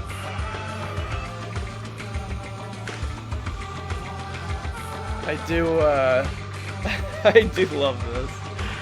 The music, like the grungy, like, I mean, the whole game is kind of grungy and dirty, and I kind of like that.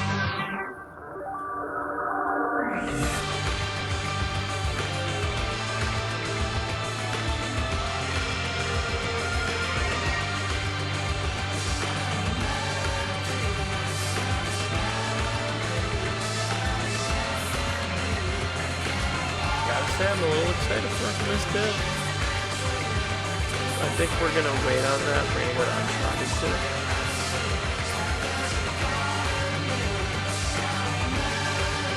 I don't know, we'll see how it goes.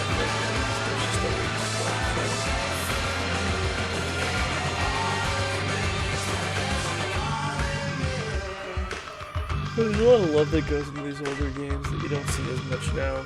It's like the team wasn't that massive, but it was just big enough.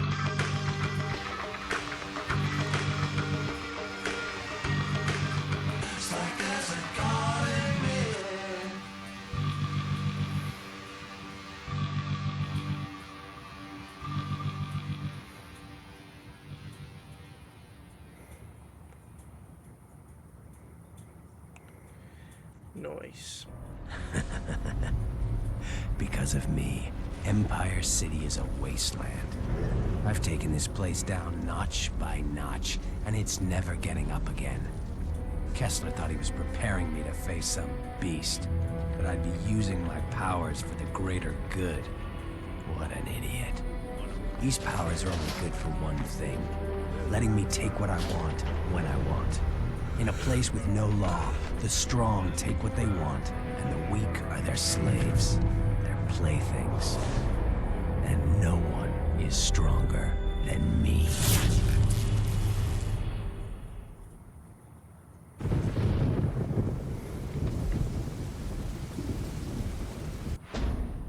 Congratulations, you've beaten inFAMOUS. Feel free to roam Empire City, collect blast shards, complete any missions, or try for more trophies. There are more side quests and powers to be had for the opposite karma.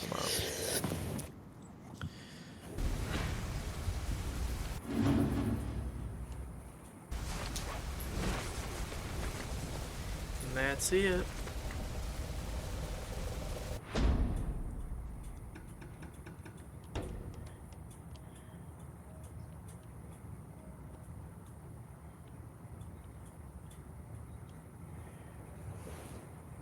We beat the game, Tara.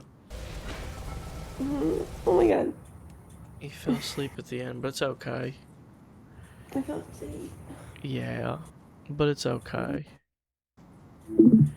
We beat inFAMOUS 1. Thank you, Harry, for joining us. Thank you, Harry, for joining us. Thank you, Geeko, for your short appearance. And we'll see you when we start up Infamous 2.